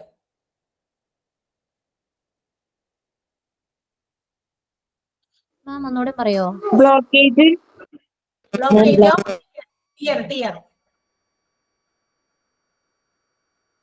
To open the blockage of tear. Full stop. മാം ഒന്നുകൂടെ പറയോ? Probing using a thin metal instruments. Probing using a thin metal instruments through the tear duct, through the tear duct, to open the blockage of, to open the blockage of tear. കണ്ണുനീര് block ചെയ്ത് വെച്ചിരിക്കുന്ന ആ ഭാഗം, അതിനെ അത് open ചെയ്യാൻ വേണ്ടിയിട്ട് ആ ടിയർ ഡക്റ്റിലൂടെ ഒരു ചെറിയ തിൻ മെറ്റൽ ഇൻസ്ട്രുമെന്റ് പ്രോബ് ചെയ്യും, കടത്തിവിടും. Okay, they flush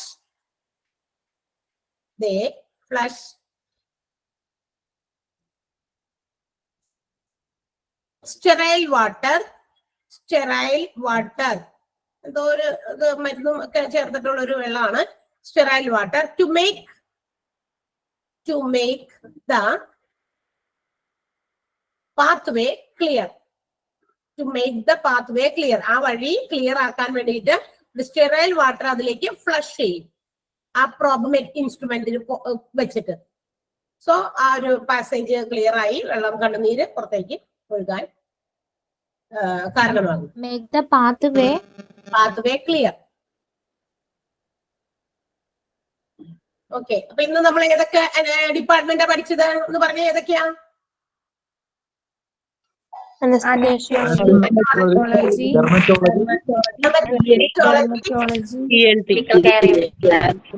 critical care unit,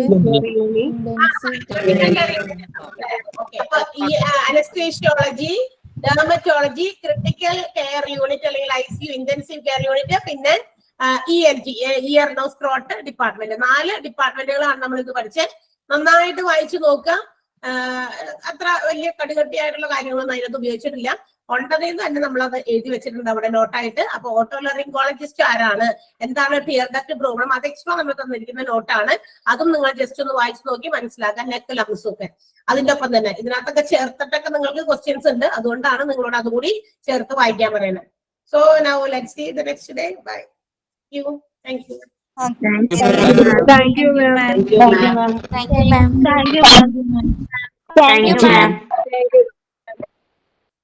thank you ma'am. Okay, bye.